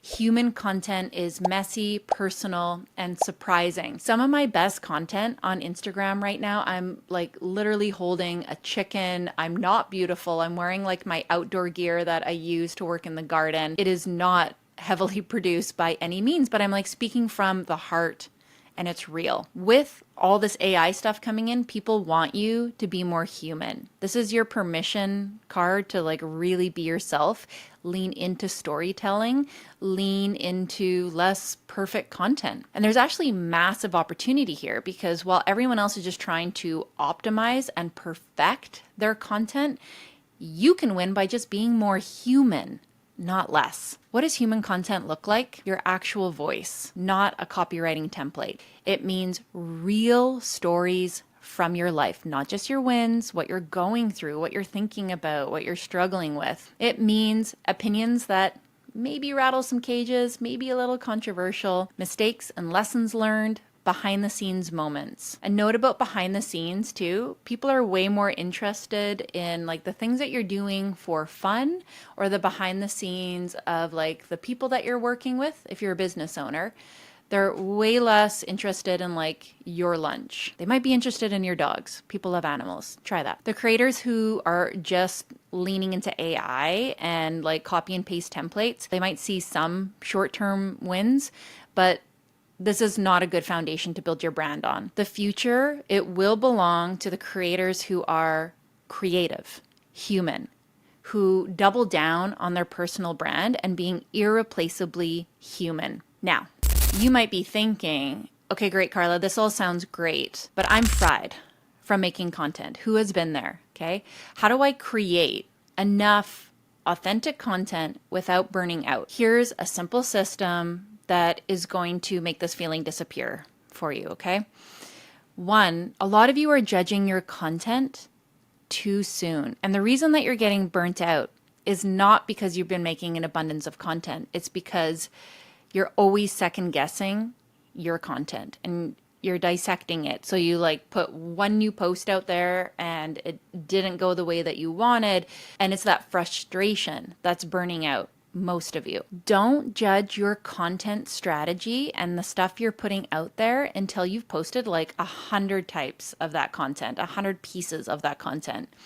Most people quit after like 3 bad posts. They say, oh, that like carousel posts don't work for me, talking reels don't work for me. Here's the thing, in interest media, you only need one piece to change everything. Like one of those might go viral. And you're going to need to do quantity before you establish quality. So be okay with putting lots of imperfect content out there right now. Now is the time. And here's how you can create more content in abundance without burning out. So I love to start with long form content. If you focus on creating one good long form piece of content every week, it's going to help you build trust. It's going to help establish you as the authority. It's a good thing to do anyways. Then you can take that and repurpose it, right? One video can turn into a podcast episode, a blog, an email. You can break it into 10 to 15 micro pieces, and each piece targets a different interest signal. One 20-minute video all of a sudden becomes 5 TikToks, 10 Instagram posts with quotes, 3 YouTube shorts, 15 Twitter threads, 1 LinkedIn article. That's if you're posting to multiple platforms. If you just want to take that one video and put it onto Instagram, cool, great. You can do stories. You can put it in your channel. You can do carousel posts, quote tiles, reels, trial reels. So you can still just use one platform. Remember, those 10 random things that you're passionate about, create content about one for 1 week. Make it a story, right? If you're on a health journey, make all the content that week about that. Or maybe you're learning a new skill right now, or you're in a coaching program, or you're reading a book. Like, keep sharing lessons from like that book. The secret to not burning out, stop trying to be perfect, post the messy stuff, and share the process, not just the results. Okay, can we talk about how you can become an unstoppable creator? Let's talk about how to become the kind of creator who can thrive in this new environment, this new landscape. There are 3 pillars to becoming unstoppably creative. Unstoppably? Is that a word? You know what I'm saying. Become unstoppable. 1, don't put yourself in a box. The beauty of interest media is that you can talk about multiple things and you can find multiple audiences. Your business content might flop, but your cooking video might go viral. You're going to need to consistently experiment. So have fun with this, okay? Have fun with experimenting.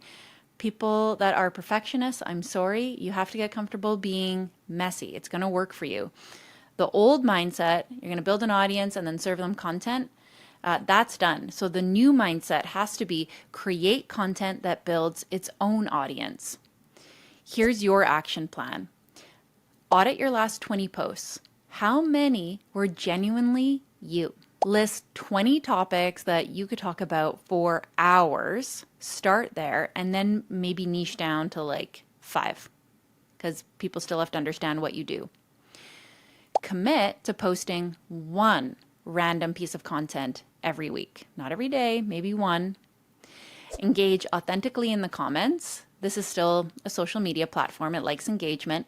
And then track interest signals, not just the vanity metrics, aka not just the views per se, but how many conversations are you starting? How many comments? So here's what's coming next. Where's this all heading? The future belongs to the creators that understand that we're not just making content, we're building relationships at scale. Here's what I see coming. Even more emphasis on authentic human content and personal brands. I'm not talking about the fake personal brands, like #authentic. I mean, people that are really good at being human and speaking from the heart. Platforms rewarding creators who build genuine communities. The death, thank God, of generic AI copy and paste content, and the rise of micro communities around specific interests. The creators who start embracing the shift, they're going to have a massive advantage, and it's go time, like now. So while everyone else is still doing what they always did, you get a jump start on this now because you're watching this video. If this video opened your eyes to what's really happening in the content world, here's what I want you to do now. Subscribe, hit that little bell, and I'm going to break down these shifts every single week for you. I put up at least one new training every single week here on YouTube. Comment below with one random thing that you're passionate about talking about that actually has nothing to do with your niche. Let's have fun with this. Go and create one piece of content about that thing today. Messy action will get you further than overthinking ever will. And watch the video that I made about updates to social media that you need now. It relates tightly to this video, and it's going to show you how to implement some of these strategies. Remember, social media, it's dead as you know it. But interest media is just getting started. So the question is whether you're willing to adapt. And also, are you willing to adapt fast enough to win? I really want you to embrace messy and perfect action. It's going to help you win. Alex Hormozi just said something that's going to piss off every single guru that's selling you the next big thing. He said that the most successful businesses, they're boring. And as someone who has built multiple six-figure businesses myself, I'm here to tell you that he's exactly right. While everyone's chasing the latest TikTok hack or AI tool, the entrepreneurs that are making real money, they're doing really boring stuff like every single day, and they're doing it really well. And if you're tired of being busy but broke, this video is going to change everything. Stay with me because I'm going to show you why less is more, how to keep your customers obsessed with you, and the 3 boring skills that will make you more money than any shiny object ever will. Guys, I need to call out the elephant in the room. You're addicted to complexity, and it's keeping you broke. You're addicted to chasing the next shiny thing. And I can say that because I totally was that person once upon a time. And a lot of the clients that come to us, they're doing the exact same thing. So if I were to guess, you probably have 47 browser tabs open right now. You're in 12 different Facebook groups. You bought 3 courses this month. You're trying to master Instagram, TikTok, YouTube, LinkedIn, and you just heard about this new platform called Be Real. Don't Google it. Here's what Alex Hormozi knows that maybe you don't. Every minute that you spend learning something is a minute that you're not mastering what you already have. And mastery is where the money's at. When I first started my coaching business, I was the queen of shiny objects. I had a yoga studio, a coaching program, affiliate marketing, a podcast, and I was trying to launch a retreat business. And you know what happened? I was working like 60 to 80 hours a week and barely making 50K a year. Then I did something radical. I picked one thing, my coaching business. I shut down the yoga studio. I shut down the affiliates. I shut down the online offers. I said no to everything else. And you know what happened? I tripled my income in 6 months. The entrepreneurs making millions, they're not doing more things. They're doing fewer things, but better, way better. And I see this across the board with clients that come to us. The clients making the least amount of money, who are the most stressed, the most spread thin, they're doing multiple things and they're going broke in the process. They kind of lie to themselves. They say, I'm having fun. I like doing all these things. But when you actually quantify how many hours they're working, how much time they're taking away from their families, how little sleep they're getting, we realize it's not actually that fun to do this. Here's what the gurus also won't tell you though. Boring doesn't mean easy. Boring means consistent. Boring means disciplined. Boring means doing the same needle-moving activities every single day until they become automatic. In my business, I do the same boring things every single week. Monday, content creation, research, script writing, strategy. Tuesday, filming. Wednesday, client calls, program delivery. Thursday, systems and optimization. And then Friday, planning, administration, editing, finance. Sounds boring, right? But this boring schedule generates multiple 6 figures a year. And I work between the hours of like 9 to 3, and sometimes that's like a 4-day work week.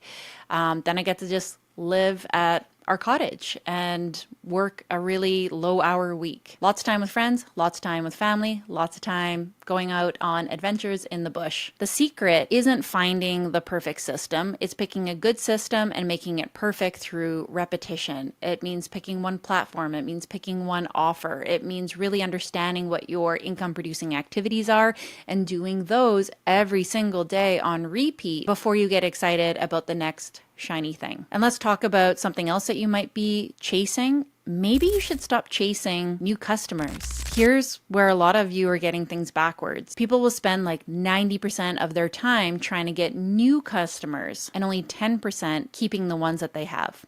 Let me show you the math that changed my business forever. It costs 5 to 7 times more to acquire a new customer than to keep an existing one happy. But here's the kicker. Existing customers spend 67% more than new ones. I learned this the hard way. I had a client who paid me $2,000 for a program. Instead of trying to sell her something else, I focused on getting her incredible results. And you know what happened? She referred 8 people to me. That's $16,000 from one happy customer. The math is mathing. Here's my customer obsession framework. Week 1 to 2 is the honeymoon phase. You have to handle your onboarding really, really well. Send a personal welcome video, clear roadmap of what's coming, maybe an additional onboarding call, make sure that they're familiar with all the back end stuff. And you want to get them a quick win within 48 hours. Week 3 to 4, this is the reality check. Make sure that you are checking in with your clients personally. This is something that so many people are not doing. And when you poll clients in other programs or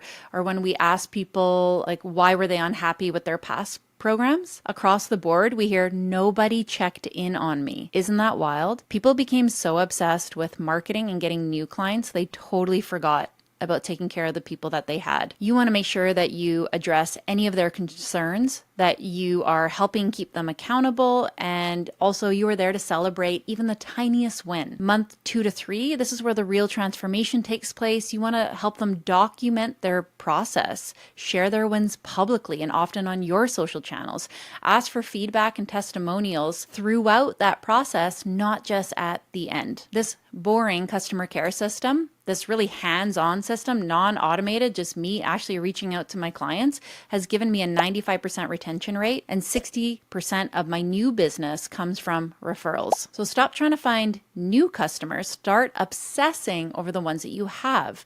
They'll bring you more customers than any marketing strategy ever will. And we see that with friends that barely have social media accounts, but they're really good at what they do. Their business just fills with referrals. My husband, for example, has a $1 million construction company. He doesn't have a website. He's never advertised a day in his life. He just does really good work, building people their dream cabins, and everything is just referral, word of mouth. Let's talk about something that most business coaches get wrong. They treat content and branding like it's separate from their business or that it's not that valuable. This is so wrong. Your content is your business. I built an audience of over 80,000 people across platforms without spending a dime on ads. How?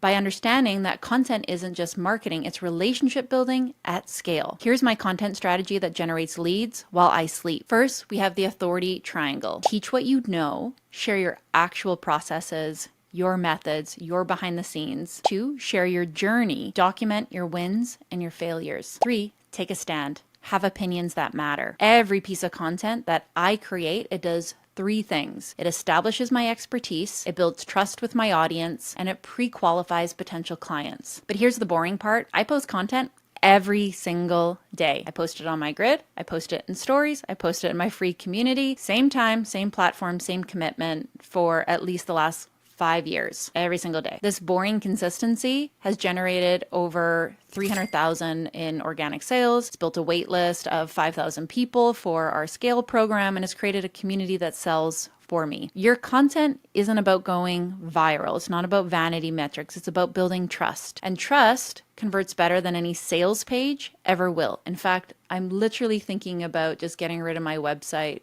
right now because I don't even need it. All right, let's talk about the F word that every entrepreneur needs to hear. Focus. And I don't mean the cute motivational poster kind that you see in like a boring office. I mean the ruthless say no to everything else kind. Here's what nobody tells you about focus. It's not about time management. It's about decision management. Every yes is 1,000 no's. Last year, I was offered a huge speaking opportunity. It sounded amazing. I was going to get paid. I was going to get to travel. And I said, no, because it would have taken me away from my core business for 2 weeks. And my core business makes me a lot of money every month. Here's my framework for staying focused and saying no. There's a 3-bucket system here. So 1, revenue generating activities. Do these first every single day. I get up super early and these are the first things that I do. I don't look at my email. I don't answer messages. I don't go on my phone until later in the day. 2, business building activities. These are the things that help you grow at scale. 3, everything else. You want to delegate, eliminate, or ignore stuff that doesn't need your attention. And then we're talking about meetings, messages, that kind of thing. My daily focus, it looks like 6 to 8 a.m. Revenue activities usually has to do with marketing, lead gen, that sort of thing. 8 to 10 a.m. business building. We're talking about content, systems. 10 to 12, everything else, admin, emails. The afternoon, it depends. I might go work out. I might do some client work. I might reach out to my community to see if they need anything. Saying no is a strategy that you need to implement in your life right now. And I have a rule. If it's not a hell yes, it's a no. And this has saved me from partnerships that would have distracted me, opportunities that look good but weren't aligned, opportunities that were good, but honestly it's just too much. And of course, like shiny objects that look like networking, but again, it's just another thing that's going to pull you in another direction. Focus isn't about doing more things. It's about doing the things that you really need to do, the things that really matter repeatedly until you become unstoppable. Now, when it comes to scaling your business, you want to scale what matters. Here's what most entrepreneurs screw up when they think about scaling their business. They try to scale everything instead of scaling what works. So I see this all the time. Someone has a 10K month and they immediately think that they need a bigger team, more products, more marketing channels, fancier systems. No, you need to scale what got you to 10K. Maybe that was just a follower ad. Do that more until you get to 50K. And then you can think about adding in more complexity. Or maybe it's just one team member that you had added, or one new piece of content, or maybe you just added a YouTube video. What was that thing? There's a scaling hierarchy. 1, you want to scale your core offer instead of making something new. How do you perfect your delivery? How do you increase your prices? How do you improve your results? How do you get more people into that one program? At level 2, you want to scale your best marketing channel. So you want to double down on what's working, you want to optimize for better conversion, and then you want to increase your investment in that platform. Level 3, you're scaling your systems. You're automating repetitive tasks, you're creating new SOPs, and you're building your team strategically. In my business, I scaled my coaching program from 2K to 10K before I added anything else. Then I scaled my content system to reach more people. Only then did I add team members and additional offers. It's boring, it's methodical, and it took me from 10 to 100K to almost 500,000 in 18 months. No fancy launches, no complicated funnels. It wasn't about the tech. It wasn't even really about ads. We've done like such a low ad spend in our business at this point. It's really just scaling what works. Slow, little pieces at a time. Scaling isn't about getting bigger, it's about getting better at what you're already good at. Now, part of scaling is also scaling your brand. As soon as we talk about that, people think about content and then they start getting stressed out because they think, oh, I can't do anything else. I can't make more content. How do you create all this content, build the brand, and run this business without burning out? First, most entrepreneurs think that they need to be everywhere all the time. They're posting 5 times a day, responding to every comment, trying to be the next Gary Vee. This is a recipe for burnout. Here's my content abundance system that works for me every single week, and it works for my clients when we implement this in their business. 1, think about one to many. Create one long form piece of content every single week, like this video. Break it into 10, 15 micro pieces, distribute that across other platforms, maybe to your email list, and then repurpose that same content for months if it's good. Like this one video can become 5 Instagram posts, 10 Instagram stories, 3 TikToks, 15 Twitter threads, newsletter, a podcast episode. But here's the real secret. I batch everything. 1 day a week, I write all my content. 1 day a week, I film all my content. The other tasks in my business are batched as well. I have days just for client meetings. I have days just for business operations, or it's like an afternoon or a morning, but like a big chunk of time. Abundance isn't about doing more. It's about doing the right thing systematically. And an easy way to do that is just pair like with like tasks. Now, the boring skills that make millions. Let's get specific. What are the boring skills that actually make you money? Skill number 1 is sales, conversational sales. Having real conversations with potential clients, not pitching, not presenting, conversing, not your sales page. I spend 2 hours a week on sales calls every single week, and it generates 80% of my revenue. Skill number 2, customer success. You got to make sure that your customers get results. Don't always be focused on bringing in more people. Think about the people that are already here. Do they need more support? Do they need a check-in? Do they need another call? Is this boring? Yes. Is it profitable? Absolutely. Happy customers buy more, refer more, and stay longer. 3, systems thinking. You got to build systems for everything. Especially me. I'm very ADHD, very forgetful. I was resistant to this for a really long time, but the more that you have systems for content creation, client onboarding, sales processes, even how you respond to emails, you're going to get your time back and you're not going to drop the ball. Systems create freedom. These skills, they're not sexy.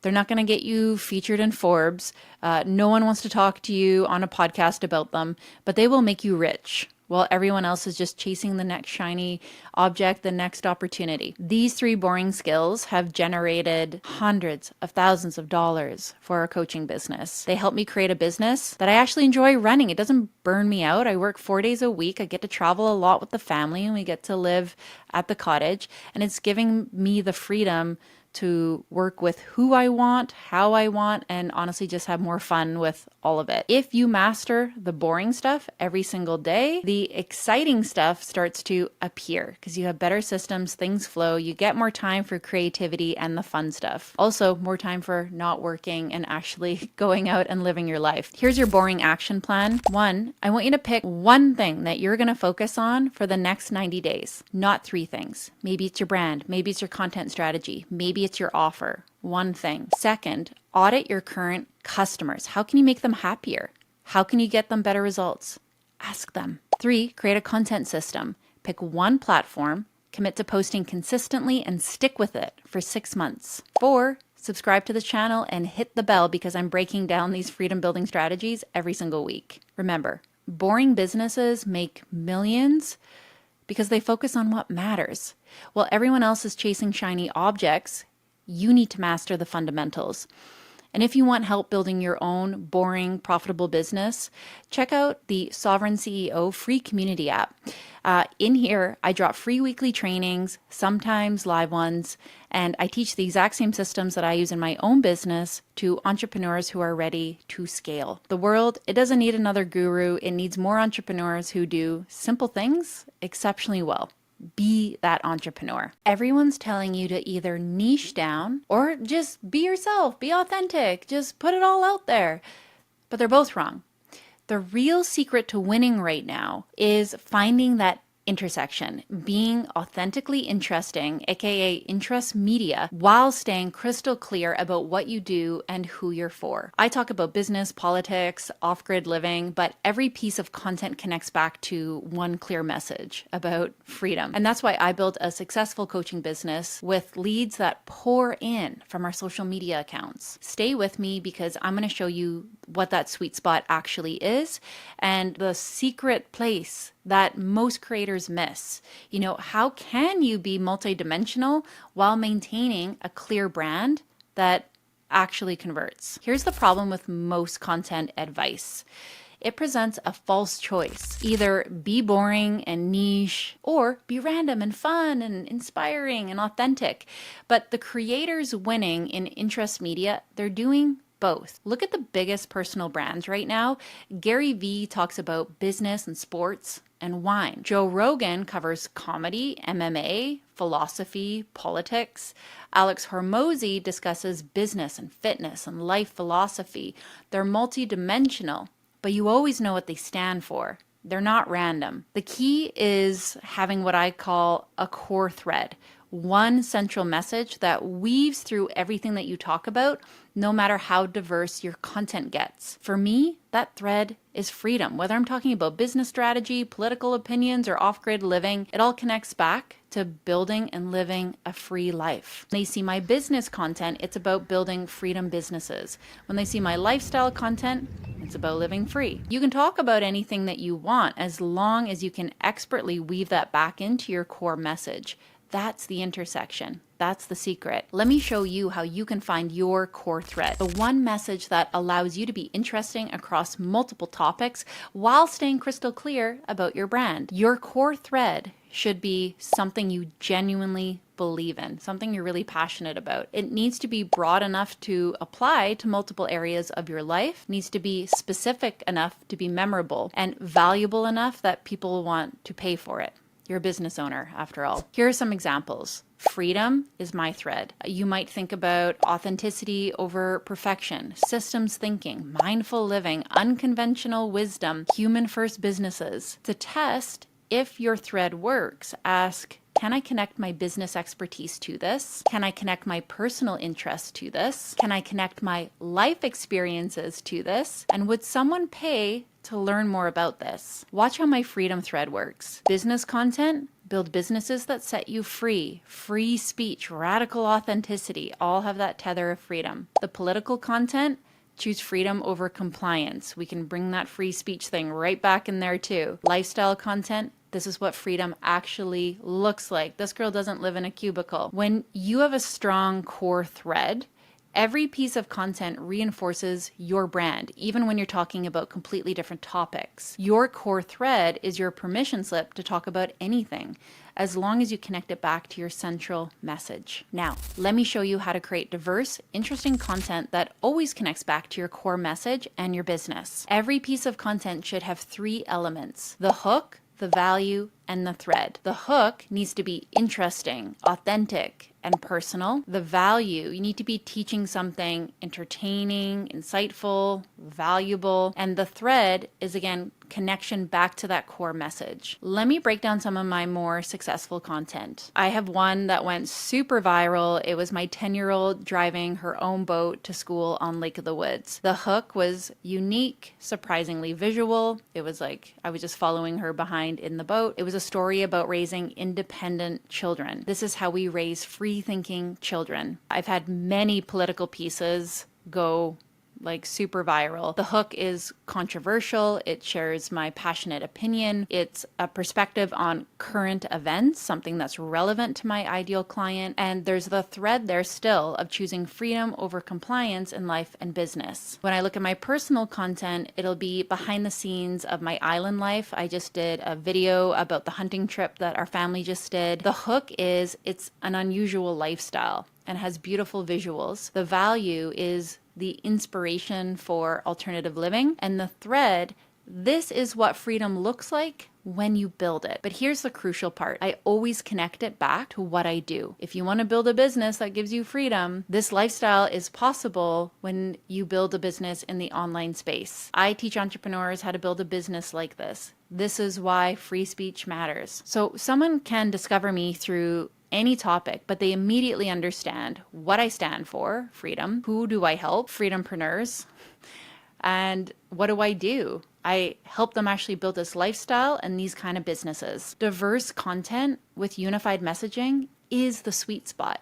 You get the reach of interest media with the clarity of focused branding. Here's where most creators are getting balance wrong. They either lead with just pure personality and entertainment content, like you'll get lots of likes and maybe even some followers, but nobody knows what they do, or they go for pure expertise and nobody cares who they are or nobody ever finds them. You need both. Think of it like this: high personality, low expertise, entertaining, lots of likes, followers, you won't make any money. Low personality, high expertise, really valuable, but not memorable, not discoverable. You want high personality and high expertise, magnetic, and actually makes money for your business. So in my content, I weave in personality and expertise together. Personality elements, my off-grid lifestyle, my political opinions, my ADHD struggles, my unconventional choices. The expertise elements, business strategy frameworks, client success stories, industry insights, practical how-to advice,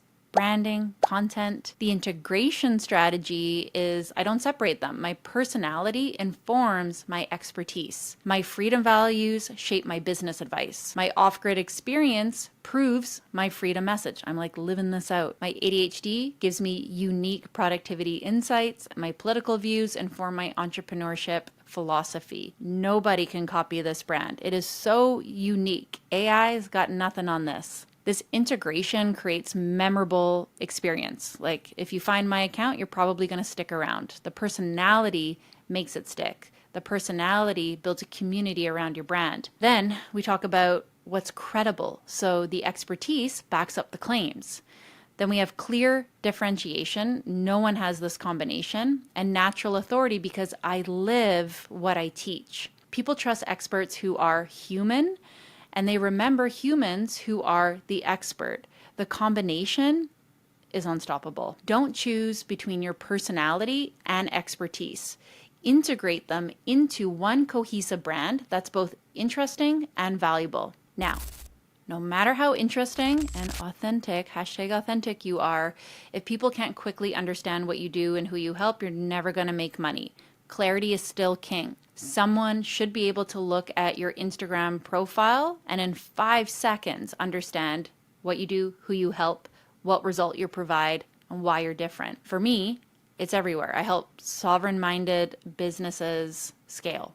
Okay? Content always ties back to business freedom. Stories showing my lifestyle and my business, like what this pathway actually creates in your real life. And then the offers are clearly about building freedom businesses. Now, I repeat this over and over and over again. I say the same core message in different ways. Build businesses that set you free, sovereign minds, entrepreneurship as a path to freedom, business strategy for sovereign minds, for free humans. Illustrate this concept, visual proof of the lifestyle that it creates, unique language that stands out, and consistent messaging across all of the content, whether that's an email, Instagram post, a YouTube video. Here's the beauty of interest media. You can be clear about your value while being interesting in your delivery. The algorithm, it rewards engagement, and clear value positions delivered through interesting content, they're going to get the most engagement. Clarity and interest aren't opposites, they're partners. Clear value delivered through interesting content is the winning formula. Let's talk about strategic authenticity. Authenticity isn't just you swearing online or not wearing makeup. Being genuinely yourself while strategically choosing what parts of yourself to highlight for your brand is the key. You don't have to share everything to be authentic. You don't have to cry on the internet. You don't have to show your kids. You just have to be genuine about what you do share. I'm authentically me, but I still have boundaries. I'm strategic about what aspects of me I emphasize. I choose to highlight my freedom-focused lifestyle because it supports my message, my business successes and failures. I'm just really honest about what happens in the back end here. My political views, because it attracts a super aligned audience. My ADHD challenges just create relatability. I don't focus on my marriage details, not relevant to what I do. My extended family drama, love my in-laws, just kidding. My random hobbies that don't connect to a life of freedom. My past mistakes that don't teach lessons relevant to what I do now. My filter to what I share. Does this support my core brand message? Does this help my audience? Does this build trust and connection? Does this differentiate my brand? It's not about being fake. It's about being focused. Every successful personal brand makes strategic choices about what to emphasize. Strategic authenticity has attracted my ideal clients consistently, repelled people who aren't a good fit, created a clear brand position, and made content creation easier. I know exactly what to talk about. Be authentically strategic. Share genuinely, but share purposefully. Now, let me show you how to create a content ecosystem where every piece of content serves your brand while giving you freedom to be interesting and diverse. Think of your content like a solar system. Your core message is the sun. Everything is just gonna orbit around that. Your main topics, Those are the planets, right? I might talk about business, lifestyle, opinions. Individual pieces of content are the moons. They're supporting each planet. My ecosystem looks like this: freedom through entrepreneurship. That's the core. So planet 1, business strategy, how to build freedom businesses, marketing without selling your soul, client success stories. Then we have planet 2, sovereign living, off-grid lifestyle content, political commentary, personal freedom choices. Then we have pillar 3, authentic leadership, behind-the-scenes business reality, personal struggles and wins, unconventional business wisdom. There's a little bit of like a cross-pollination effect here.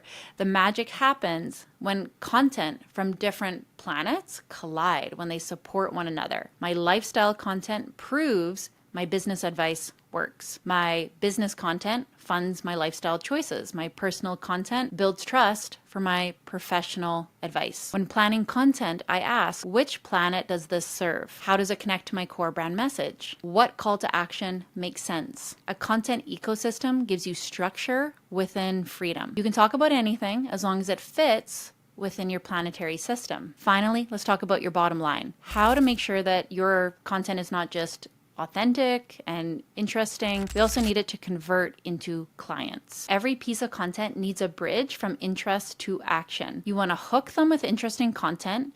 You want to connect it to your core brand message. You want to show them what's possible and then give them a clear next step. Here's how I convert across different content types.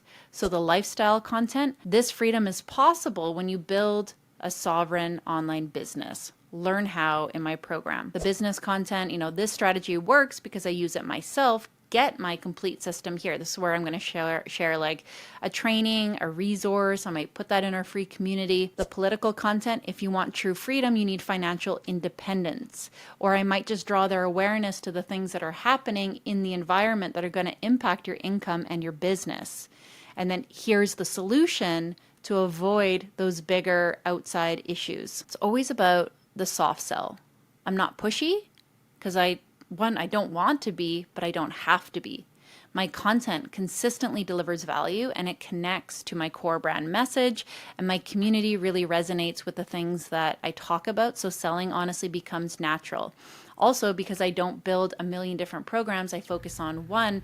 I know that it works. I know that it helps people. It's really easy to sell because we just have one thing and it works really well. And people hear us talk about it all the time. So you have to measure what matters, whether that's your content or measuring whether your program works. I track things like email signups from different content types, sales calls booked from various topics that I talk about online, revenue attributed to specific content themes, and audience quality. You might get people onto sales calls, but they might not be qualified. The goal isn't to convert everyone. Please don't. It's to build an audience of people who understand what you stand for, trust your expertise, align with your values, and they will buy when they're ready, if they're qualified. Interesting content builds the relationship. Clear messaging closes the sale. You need both. All right, freedompreneurs, here's how to find your sweet spot between interesting and clear. Summarizing what we just went over. First, define your core thread.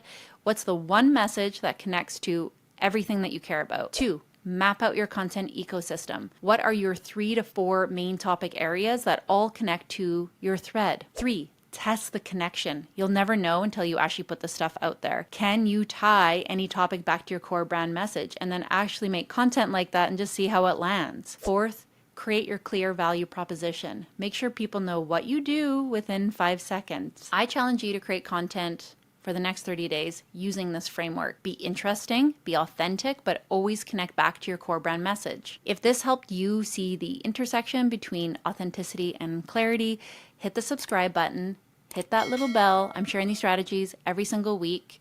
Remember, you don't have to choose between being interesting and being clear. The most successful creators, they're both. They're authentically themselves while being strategically focused. And if you want my complete system for building a clear, authentic, personal brand, check out the Sovereign CEO community. It's a totally free community for freedompreneurs, and I teach these exact strategies every single week inside. So again, be interesting, but be clear if you want to be profitable. The intersection is where the magic happens. If you can't explain what makes you different from every other coach in your space in one sentence, you're invisible to your ideal client. I'm going to show you my personal brand matrix today. This is the exact framework that I use to help coaches go from just another expert to the expert, the one that their ideal clients can't ignore. I'm going to break down the 4 pillars that make you unforgettable, why trying to help everyone is killing your credibility, and the simple positioning shift that makes clients choose you over everybody else. Stay tuned to the end because I'm sharing the one question that will transform how you show up online. I'm Carla Joy Treadway, and I've helped hundreds of coaches and creators build brands that actually stand out in crowded markets. My clients go from being one of many to being the only obvious choice. And today, I'm going to show you exactly how to position yourself powerfully so that your ideal clients feel like you're absolutely reading their minds. Let's talk about the invisibility problem. I asked 50 coaches in my community to describe what makes them different, and 47 of them said the exact same thing. You know that sinking feeling when you're scrolling through Instagram and you see another coach posting the exact same content that you are about to post? Or when you're at a networking event and someone asks what you do and 3 other people in the circle nod and say, "Oh, I do that too." Or maybe you just heard what somebody else does and it just landed so well and you thought, why can't I do that? You're trying so hard to be relatable that you become replaceable. Your bio says, "I help women live their best life," or "I empower entrepreneurs to reach their potential." I'm not making fun of you. I'm helping you. Your content sounds like it was written by the same AI bot as everyone else in your industry. And deep down, you know that if your ideal client put you and your top 5 competitors in a lineup, they couldn't pick you out, or they'd end up picking the person with more followers, more attention, more experience, and that sucks. The worst part, you're actually really good at what you do. You get incredible results for your clients, you care a lot about your work, you have a process and methodology that actually helps people, but online, you sound like everyone else who took the same course from the same guru who taught you to find your niche by copying what's already working. Here's what I discovered after working with hundreds of entrepreneurs. The most successful ones aren't trying to fit in at all. They're brave enough to stand out. They have found the intersection between who they are and what they do, and they own that space completely. That intersection is what I call your personal brand matrix. And it's the difference between being a commodity and being irreplaceable. There are 4 pillars of magnetic positioning. The coach making 50K months isn't smarter than you. She just understands these 4 things that you're probably ignoring. You think positioning is about finding the perfect niche or the right target market. So you're trying to narrow down your ideal client to millennial moms who want to lose weight or female entrepreneurs making 6 figures. And then you're wondering why your content still feels generic and your DMs are still empty. Or you might think that you're making really, really good content. But again, crickets. This is because you're focusing on demographics when you should be focusing on psychographics. You're trying to describe who they are instead of understanding how they think. You're talking about their problems instead of speaking to their deepest desires and fears, those things that are keeping them up at night. Meanwhile, your competitor who gets it is speaking directly to the voice in your ideal client's head. She's not just talking about weight loss. She's talking about the shame of avoiding photos at your kid's birthday party. She's not just talking about business growth. She's talking about the fear of checking your bank account on a Sunday night. You hear the difference? Your personal brand matrix has 4 pillars. 1 is your unique perspective, your signature process, your unique methodology, your ideal client's inner world, and your differentiating factor. When you nail all 4, you don't just have a brand, you have a movement now. People don't just follow you, they feel seen by you. And when someone feels truly seen, they don't shop around, they buy. They see the content and they think, like, how did she take the words out of my mouth? There's a huge advantage here to authenticity. And there's a lot of fake authenticity out there on social media. She built a 6-figure business by talking about the one thing every other business coach was afraid to mention. You're playing it safe with your personal brand because honestly, deep down, you're just terrified of being judged. You're scared of cancel culture. So you're posting the same motivational quotes. You're second guessing yourself. You're copying other people. You're sharing the same business tips and you're avoiding anything that might be controversial or polarizing. You see other coaches being vulnerable and honestly really authentic, and you think, oh, I can never share that, or that's unprofessional. You've got stories that would make your ideal client feel less alone, perspectives that would challenge their thinking, and experiences that would inspire them to take action. But you keep them locked away because what if someone doesn't like it? What if they don't like you? What if they don't like your messaging? What if they leave a bad comment? So you stay in your safe zone, posting content that could have been written by anyone for anyone. You go to ChatGPT and you say, write me 10 viral posts in my niche. And then you wonder why your audience feels more like strangers than a community. You wonder why there's no engagement. You wonder why there's no DMs. You wonder why people consume your content but don't buy from you. The coaches making real money, they aren't afraid to stand out. They might be polarizing, but at the very least, they are standing out. They understand that when you try to appeal to everyone, you appeal to no one. They'd rather have 1,000 people who are obsessed with them than 10,000 people who are mildly interested or entertained by your content. They know that the goal isn't to be liked by everyone. It's to be unforgettable to the right people. And unforgettable always beats likable when it comes to making money. Let's see the personal brand matrix in action here. Here's exactly how to position yourself so your ideal client thinks, this person was made for me. You know you need to differentiate yourself, but you don't know how without sounding fake or manufactured. You're trying to force some unique angle that doesn't feel authentic, or you're overthinking it so much, you're not sure which thing about you to pick, that you end up more confused than when you started. Meanwhile, you're looking at other successful coaches and trying to figure out their secret sauce. But when you try and apply it to your own business, it feels like wearing someone else's clothes. It doesn't fit right. And everyone can tell. You start second guessing yourself. Did I choose the right lane? Am I talking about the right thing? Your personal brand matrix isn't about inventing something new. It's about uncovering what's already there. Your unique perspective comes from your life experiences, your stories, your results, your feelings, your process. Your signature process comes from how you naturally help people. Your understanding of your ideal client's inner world comes from either being where they are or having been where they are. And your differentiating factor, it's usually the thing that you think is too obvious to mention. It doesn't have to be like over the moon unique. You don't have to like go to space like Katy Perry. It might be something that you're slightly embarrassed about. It might have been a past failure. Maybe you're the business coach who also talks about mental health. Maybe you're the fitness coach who understands chronic illness. Maybe you're the relationship coach who's been divorced. The thing that makes you different is usually the thing that makes you human. And often it's the thing that we're trying to hide. So here's how you build your personal brand matrix. First,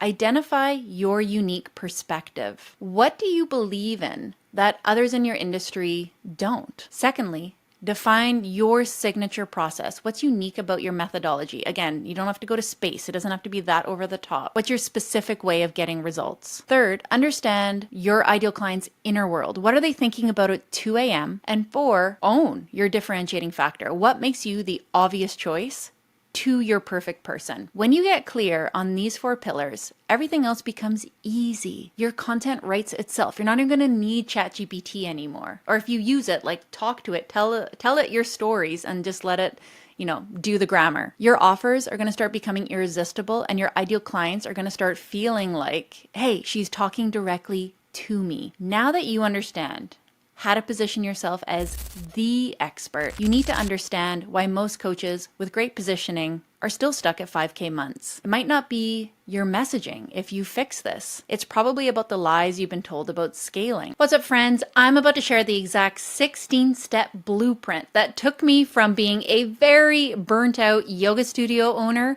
who lost everything to the pandemic, by the way, to building a multiple six-figure coaching business from my cottage on the island that we live on in really like the middle of nowhere.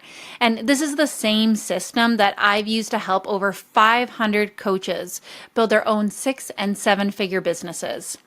What I'm going to teach you today, 99% of coaches are screwing up right now. Most coaches get this completely backwards. Most coaches are trying to scale their business or diversify their offers before they have systems. This is a huge mistake. They create courses before they've even proven that their method works with one-to-one clients. They focus on being everywhere instead of being masterful somewhere. So listen up here, because this is exactly why 99% of coaches never break 6 figures, let alone consistent 5, 10K months. The coaches that follow this blueprint, they're not just making money, they're building online empires.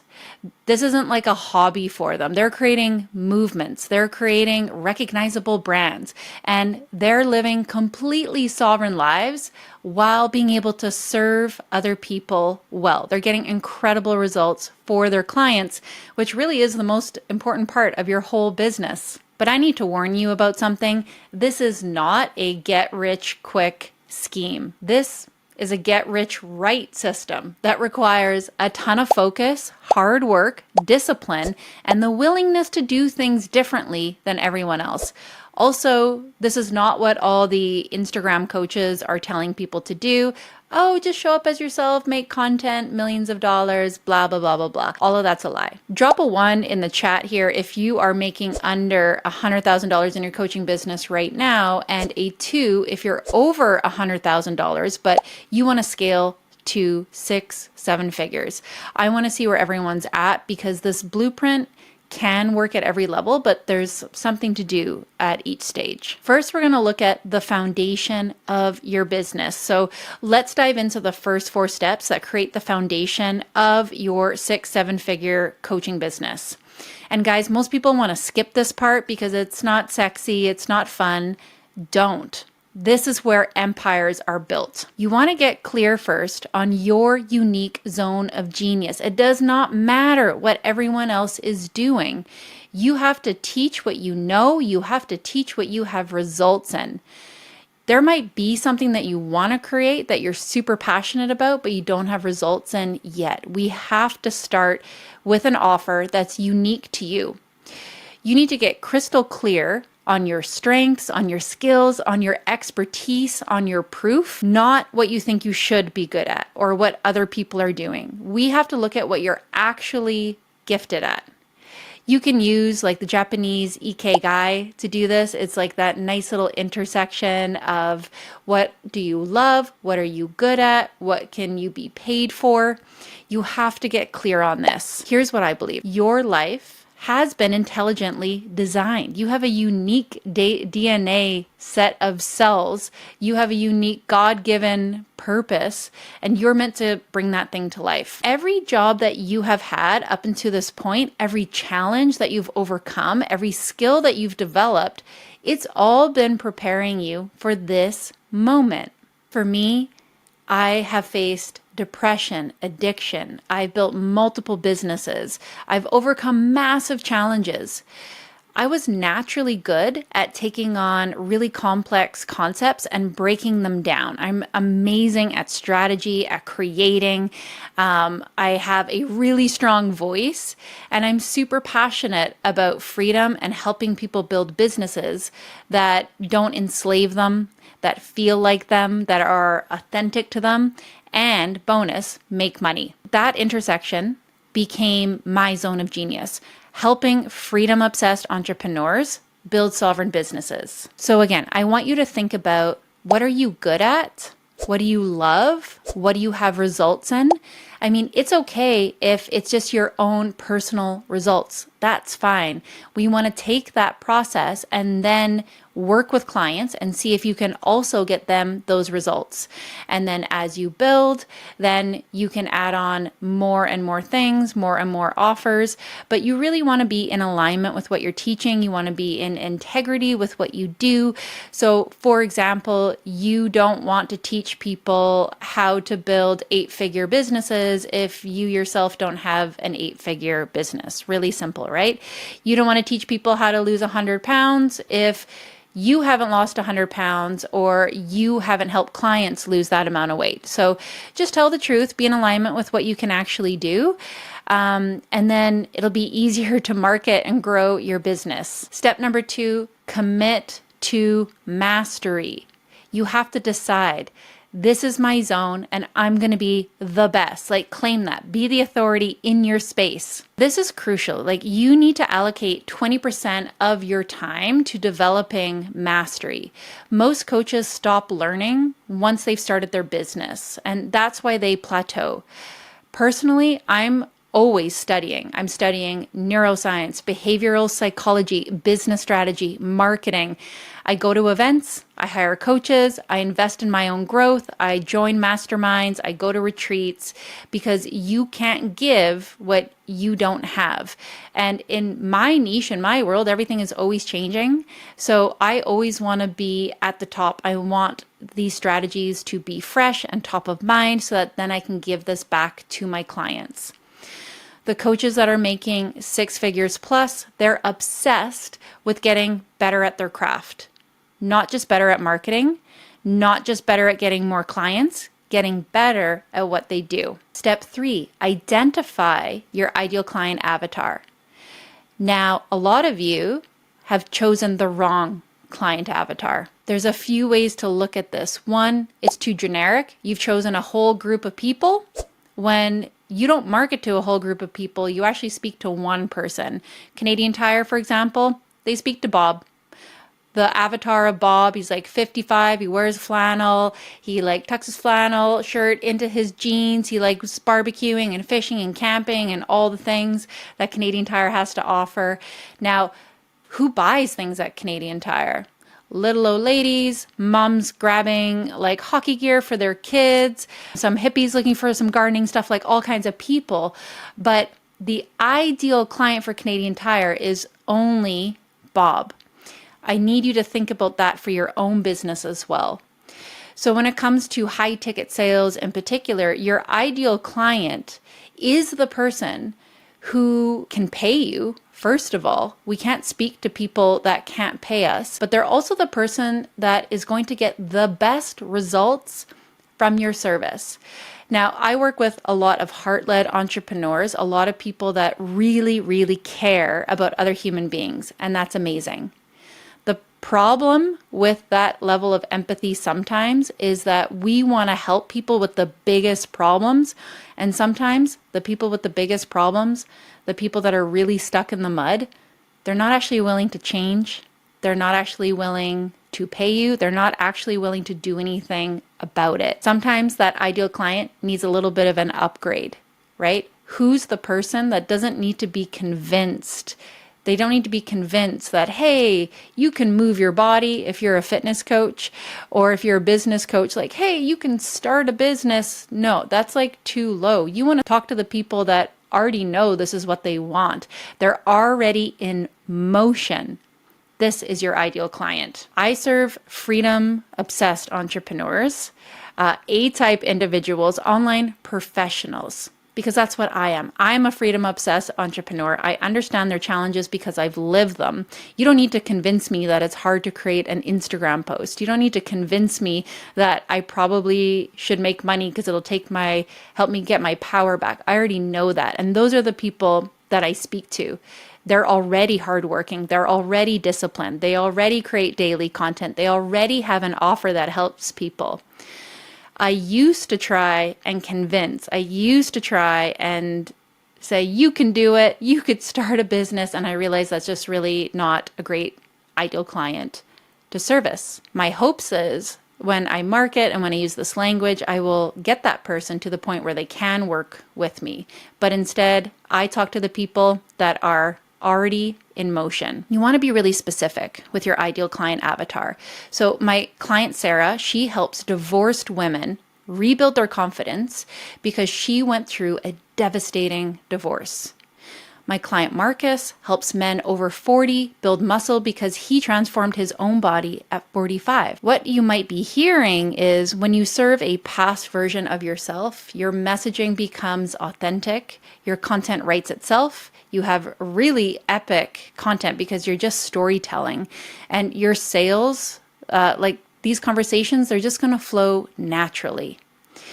And you don't have to be the expert. It's okay if there's other people out there doing things better than you, but you just need to be 10% better or 10% ahead of someone to be 100% in service to them. Never forget that. Number 4, you have to dial in your core 4 foundations. So these are your core 4 business foundations. Number 1 is your messaging.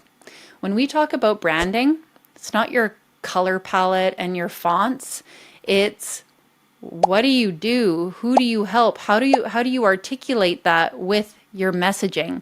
Can you explain what you do in one sentence? You have to be clear. And a lot of us are trying to peddle multiple offers. We're trying to talk about all kinds of things in our content. Guys, people will never find you. They'll have no idea what you're doing. You have to get more singular with your messaging, especially in the beginning. Then we're going to work on who really is your ideal client. The who is so important. So who exactly do you serve? Who's your Bob? Who's your single, solitary, ideal client avatar? Number 3, your offer. How is it structured? How is it priced? Did you create it with that ideal client in mind? So a lot of people will ask me things like, what should I price it at? How many modules should be in there? How long should it be? My answer is always, well, what do you need in order to get that person the best results possible? Right? It's not a number that you just throw out into the ether. Like maybe your offer is more expensive because you need to include certain tech or apps. Maybe there's additional coaches in your program so that that person can get really good results. Say you have a weight loss program. You can't run a weight loss program in 2 weeks, right? They're going to need time. They're going to need 3, 6, 12 months with you because weight loss is a long journey. Same with business. You're going to need more time. It depends on what you're offering, right? So you need to structure the offer in a way that's going to generate the best results for your ideal client. And then, of course, the messaging. How do you then define? How do you then speak to that offer? Who is it that you help and how do you help them? And what's your process and what's your roadmap? What are those A to Z steps that you are going to take them through to go from where they're at to the results that they actually want? I'm going to throw this in here too. The results that they actually want are tangible. Tangible, tangible, tangible. Do you know what's not tangible? Feeling better, being your best self, shedding limiting beliefs, empowering yourself. Coaches use this language all the time. No one has any idea what you're talking about. You can perhaps weave that in to like a sales page. That might be a result, but those are not things that people are wishing for on their birthday, right? When they go to blow out that birthday cake, they're not saying, I wish I was my most empowered self yet. Nobody's wishing that. What are they wishing for? I wish I could break these bad habits. I wish I could get up at 6 a.m. when the alarm goes off and I tell myself that I'm actually going to get out of bed. I wish I could drop that 3rd cup of coffee. I wish I could lose 10 pounds. I wish my business could make more money without me working 60 hours a week. They're very specific things. So you can teach mindset, you can teach energy, you can teach all of these things, but if you're not speaking to a tangible result, you're going to have a very, very hard time growing a profitable business, unless you're like, I don't know, Tony Robbins. Okay, next we're going to look at enrollment. What's your sales process? Do you have conversational skills? Everybody wants to just like make an Instagram post and think they're going to be a millionaire, but it doesn't work that way. Your content attracts and nurtures, but then you have to do some work here. You have to actually talk to those people. And sometimes you're going to have to be proactive about that. Conversations in the DMs, conversations on discovery calls. This is a skill that you must master as a business owner. no matter what your business is. We got to learn how to talk to people again. Is it nice when you do an Instagram post and cha-ching, it leads to sales? That's amazing when that happens, but it doesn't usually. Despite an ad or ManyChat or your VSL or any of this stuff, you still got to learn how to talk about what you do. You have to have sales skills. You have to understand human psychology, especially if you're selling high ticket. The key is you have to understand people. You have to understand the framework of sales. You have to understand also that sales is service. There's nothing icky about sales as long as you're in integrity with your offer. If you're lying about your offer, then maybe feel icky about sales. But if you know you have a good offer that's going to help people, there's zero reason to feel ick around sales. You have to dial in a framework for sales. Okay. And once you have a framework, we help our clients with this. We actually write unique scripts for every single client. Then you'll understand the process. Really, a good sales call, it's coaching, asking people about what they want, asking them what's in their way of that, asking how long they've been struggling with that, asking what life looks like once their problem is solved. Honestly, it's coaching. The best way to get good at sales is to do sales. And I know a lot of you want to jump to hiring a sales team. You got to learn the skill yourself first because you're going to have to manage your salespeople as well. Most coaches spend months trying to perfect their messaging, flip-flopping their brand, their content, their bio. Meanwhile, successful coaches get it right. They make a choice. This is my lane. I'm going to focus on it. And then they get into action. They start serving people. Clarity comes from action, not thinking. There's so many people out there waiting for this perfect answer, this perfect download before they take action. No, your confidence, that good feeling is going to happen once you're actually in the work, consistently, pushing through, doing the thing. So stop waiting for the clouds to open up and that perfect answer to drop in. It's not coming. You will get confidence by taking action, even though you're scared. And the more people that you work with, the more confidence you're going to get. Confidence is magnetic, but you'll get that confidence by taking action, right? When you're clear, you feel confident. And the reason why a lot of people don't feel clear is because they're just doing too many things. They keep changing their offer. They keep changing their mind. They keep changing their platform. They keep flip-flopping on their messaging. No wonder they're confused. And if you're confused, you're never going to feel confident. Your perfect answer is not coming, right? You should think about what is your zone of genius. You do want to be thoughtful during this process, but your offer is never going to be perfect. Eventually, you're just going to have to decide to pick a lane and decide to go all in, taking massive action every single day. Through that action, I promise you, you will get more confident. When you're clear on your zone of genius, clear on who you serve, clear on your offer, you're going to show up differently, I promise you. And then people are going to be able to feel that, and they will want to work with someone who is certain about your ability to help. Most people can't even say, this is what I do and this is who I help. That's not confidence, and that's not going to equal sales. If you're unclear, if you're still figuring it out, that uncertainty repels people. It repels people. So get clear first, then work towards getting clients. Okay, the proof phase.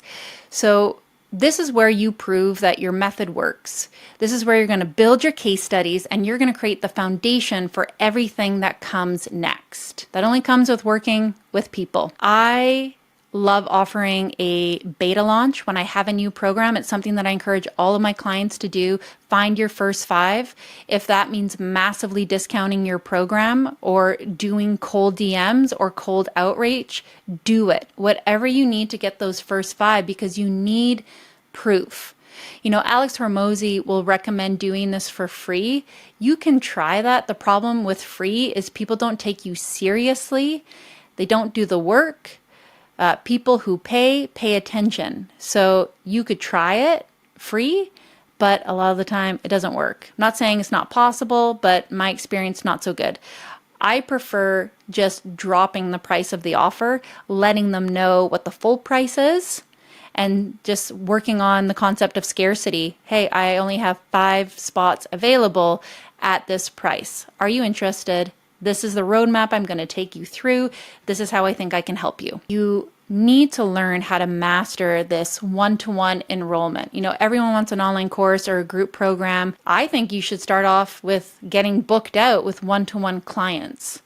Not group programs, not courses, not masterminds, one-on-one. Once you have proven your method with one-to-ones, once you're full with one-to-ones, then we can talk about scaling using group programs and online courses.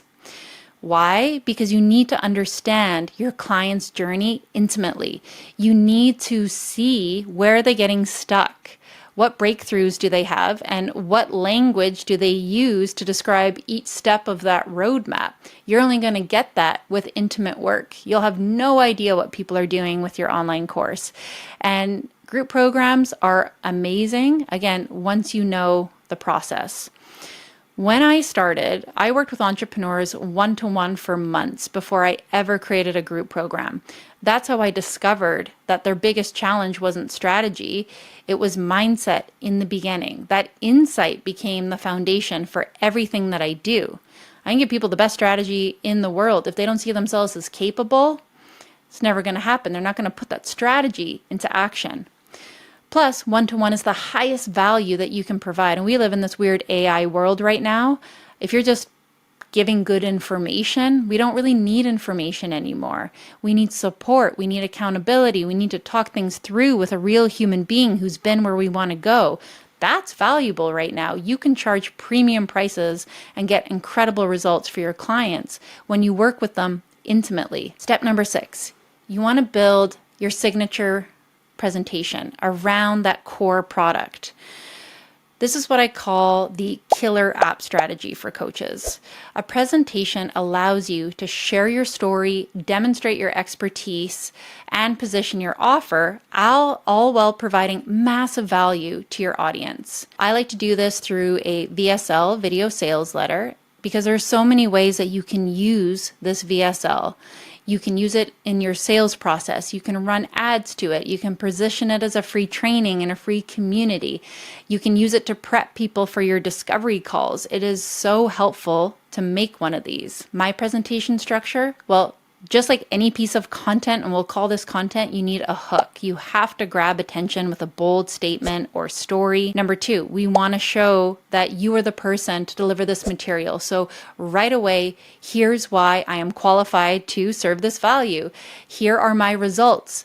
Here is what I have personally achieved. Here's what my clients have achieved. So now they're going to listen to you. Number 3, then we're going to go to the problem. You're going to call out the challenge that your ideal client is facing right now. You want them to hear that you understand that I get where you're at right now. I understand why you're stuck. I understand what you've tried and how long you've tried it. You want to identify this challenge and be able to speak to this really clearly. So now we have almost like another emotional hook. Oh, they get me. They see me. And if you have proof of yourself being in that same position, bonus, slap up a photo in that, show where you were at. This is really important. Show the low. Then you're going to talk about the solution. Here's how I got out of that. And this is where you're going to serve a ton of value. So this video is not just you pitching, it's you're actually giving value, explaining your process and your unique methodology. Explain your roadmap. You can give away a lot of value. You don't have to give away everything, but it is safe to give away a lot of value. You don't have to gatekeep everything. Like I said, guys, everything that you teach now is probably already on the internet for free. With AI or YouTube and all the things, do not be afraid of giving real serious value. People will pay you to go deeper. They want to know that you know. They want to see some behind the scenes. They want to know that you actually have a process. So present your unique method. You can use visuals, you can tell the story, you can show the roadmap, give value. If you have any proof at all, show it. Testimonials, screenshots, before and after. This is really important just to drive home that trust factor. People are less trustful. That word? Trustful? People are less trusting than ever before. There's lots of people on the market. There are grifters. Be in integrity with your offer, tell the truth, show whatever testimonials that you have. If you are just getting started, you're going to show your own personal transformation story. You can also use stats in your industry.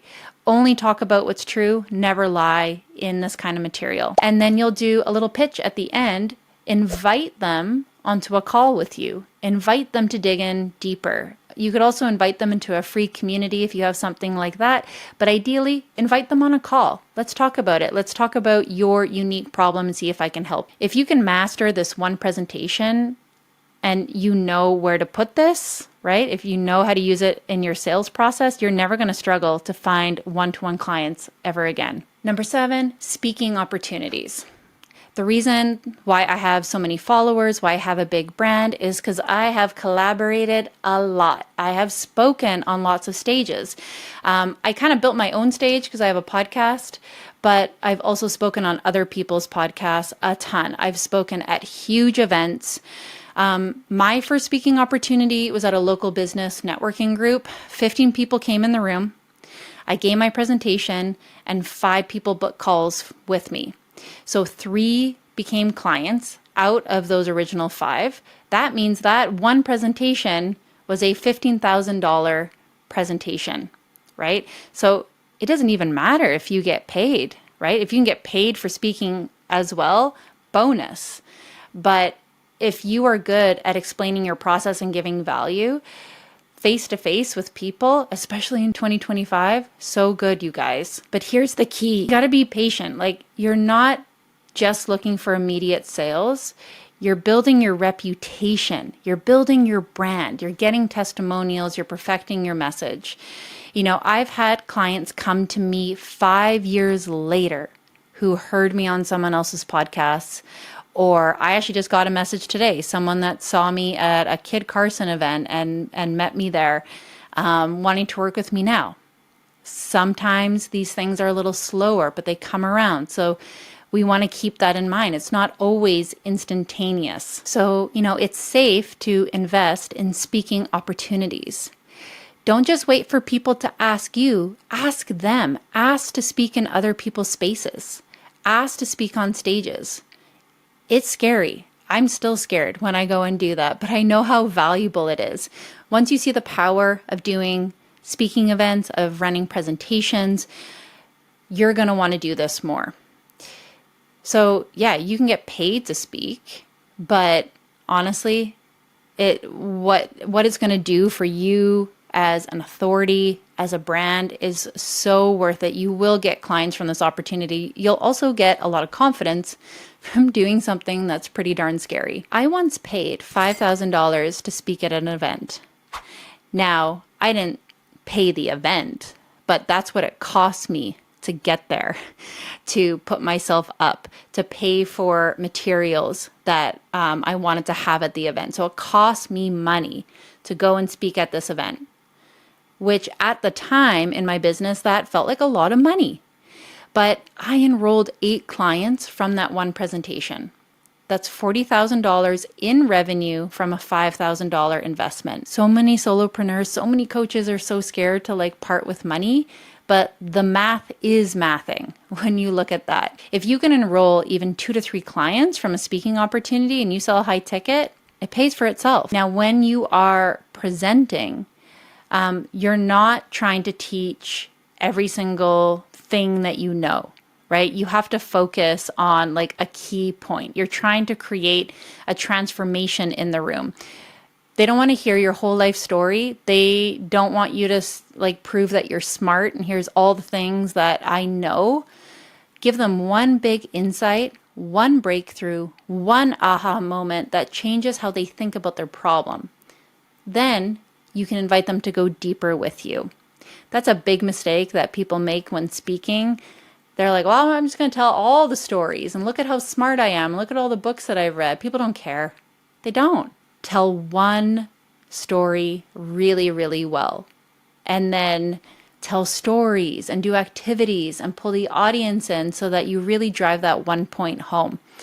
That actually shows that you know your stuff more than trying to just spout off information and all the different things that you know. And at the end of every single presentation, you're going to pitch. If anyone wants to go deeper into this and explore working together, let me know.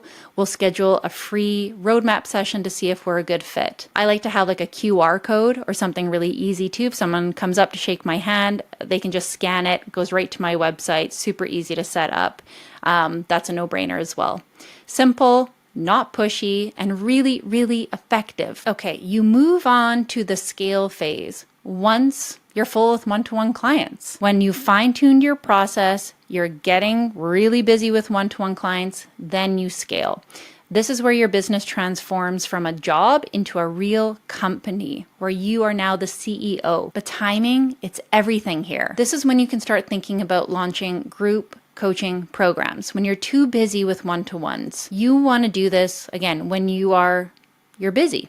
You have the proof. You've been working with people. You understand your process inside and out. You can do it blindfolded.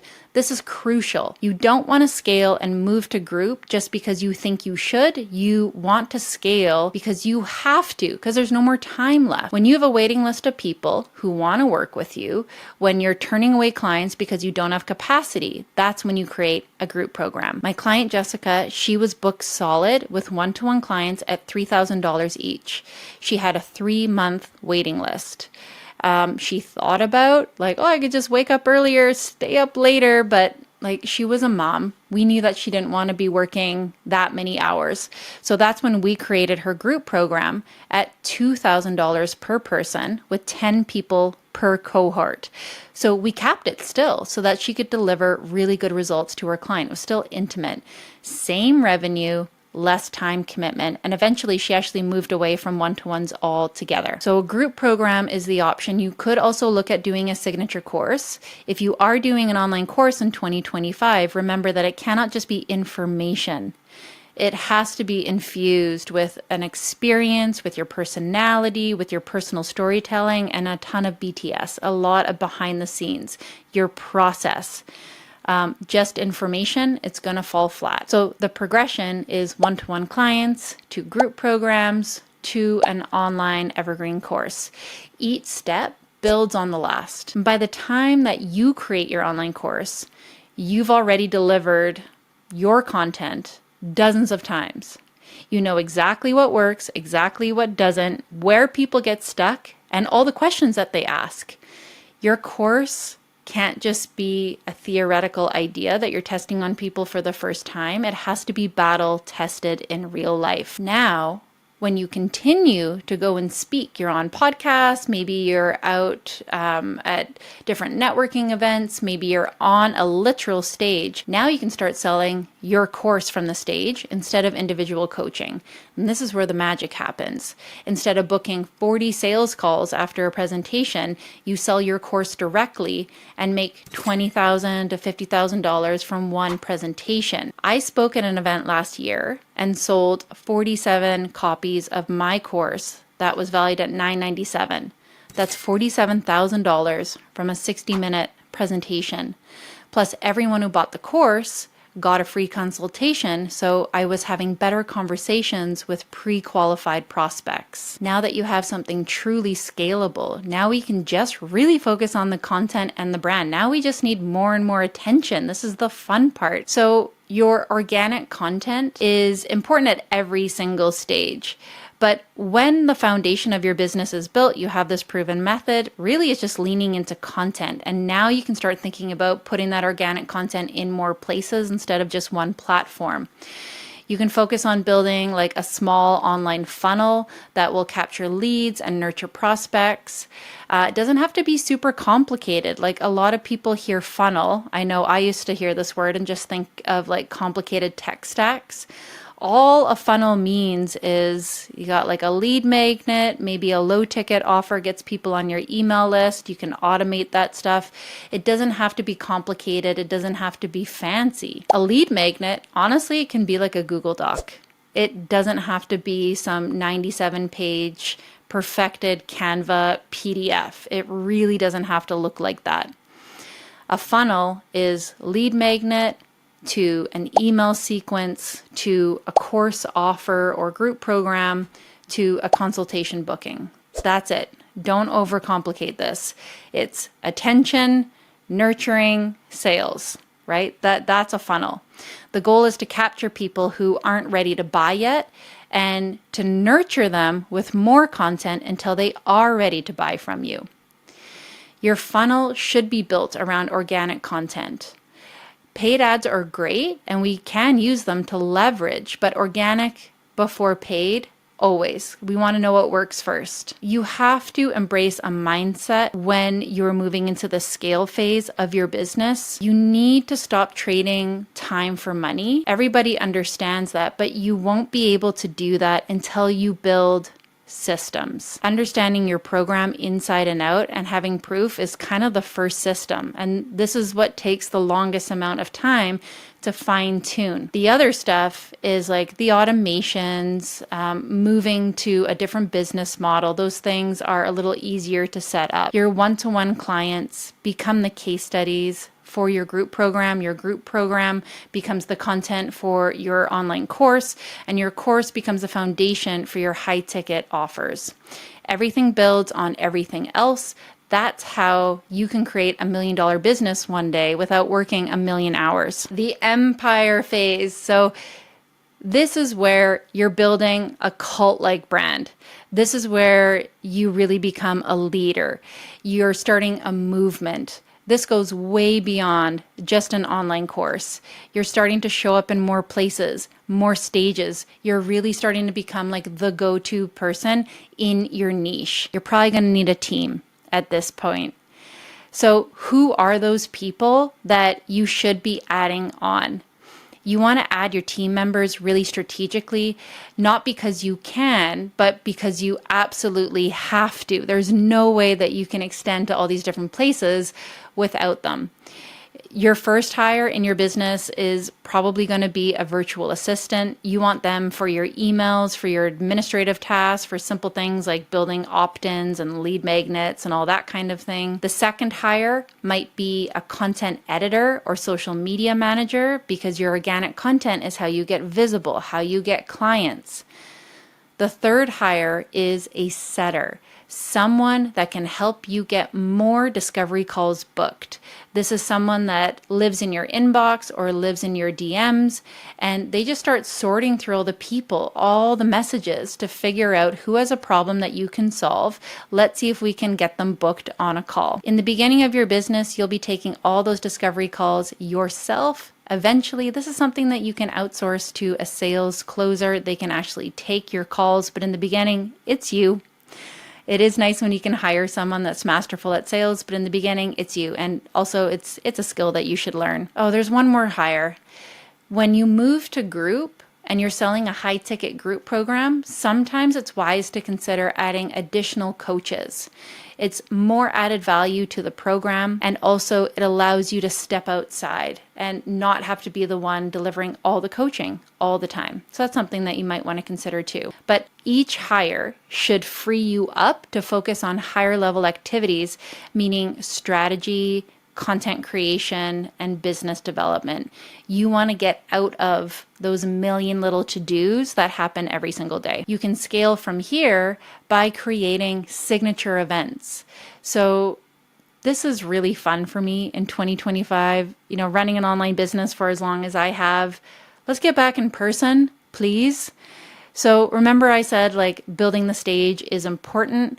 Well, build your own dang stage, right? Get on stages. You can be on other people's stages. What if you're the one that build them? This is where real money is made. Events allow you to serve your community at the highest level, create incredible experiences and transformations for the people that come. It allows you to collaborate with other high-level individuals who also want to be on stages. It helps you launch high-ticket offers to a very captive and engaged audience. And of course, it helps you build deeper relationships with the people that show up. There is really a lot of magic to in-person. It's magic. It's magic. I've spoken on a lot of stages. It's a lot of fun, and you definitely go deeper with people than you do in the online space. I have never run an event myself. I will in the future. I've spoken at a lot of other people's events, and I've generated massive revenue from that, other than my podcast. I guess you can say that my podcast is in and of itself a stage. and I've got to speak with incredible people because of it. Got to work with, Tucker Carlson and Dr. Peter McCullough and Zuby and all these really amazing creators. That's all because of the podcast, which is a stage in and of itself and really honestly doesn't cost me very much at all to run. Will I run an event in the future? Yes, 100%. You can keep scaling your offers. You can keep making them more expensive. That's another way that you can scale, as long as you stay in integrity with the work that you're doing. At this level, you're not just teaching anymore, you're transforming. You're working with people for long periods of time, 3, 6, 12 months.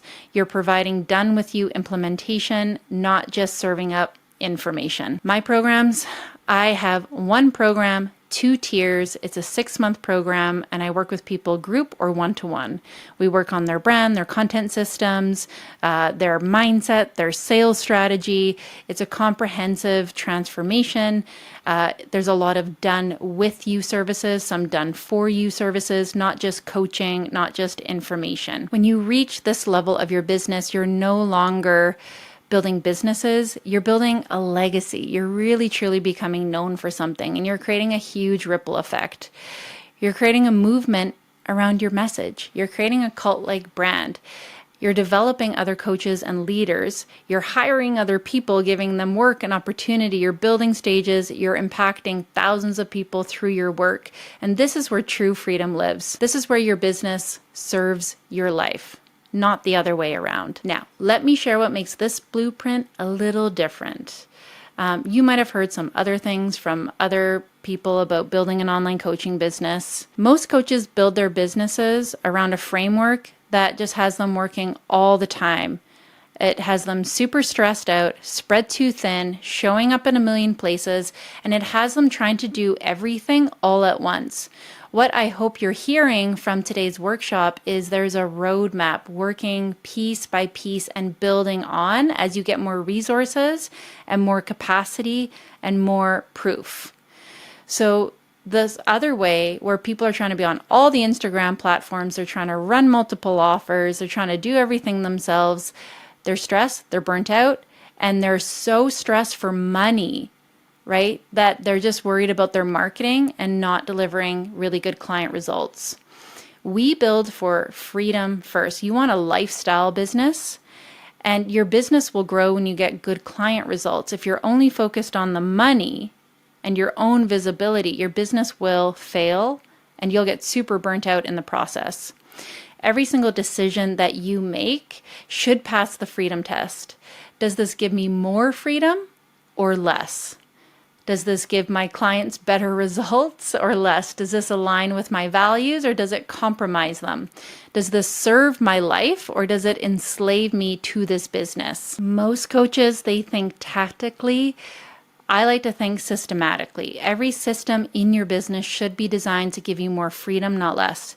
Your onboarding should be automated, your client delivery should be systematized, and your content should work while you sleep. Finally, we don't just build businesses.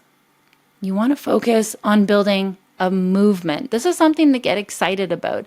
This is something that will keep you moving forward when the work gets hard or boring. If this was all just about money, it gets kind of boring, right? It feels very self-serving. So really always keep in mind, how can I help other people? How can this go beyond just this tiny little pocket of work that I'm doing? How can you really create change? Your coaching business and your brand should stand for something way bigger than just money. Guys, this was a long one. I didn't mean to go 50 minutes. I hope you got a lot of value out of this. I hope this was helpful. I drop a new video here every single Wednesday. If you like what we do here, please consider hitting that subscribe button or giving us a 5-star review. And if you go to the comment section, you'll find a link not only to our free community where you can work with us in depth and start using some of the systems that we use in our business. You'll also find a link to book a roadmap call if you'd like to see what it's like to work with me and my team. Thanks for listening, guys, and I'll see you next time.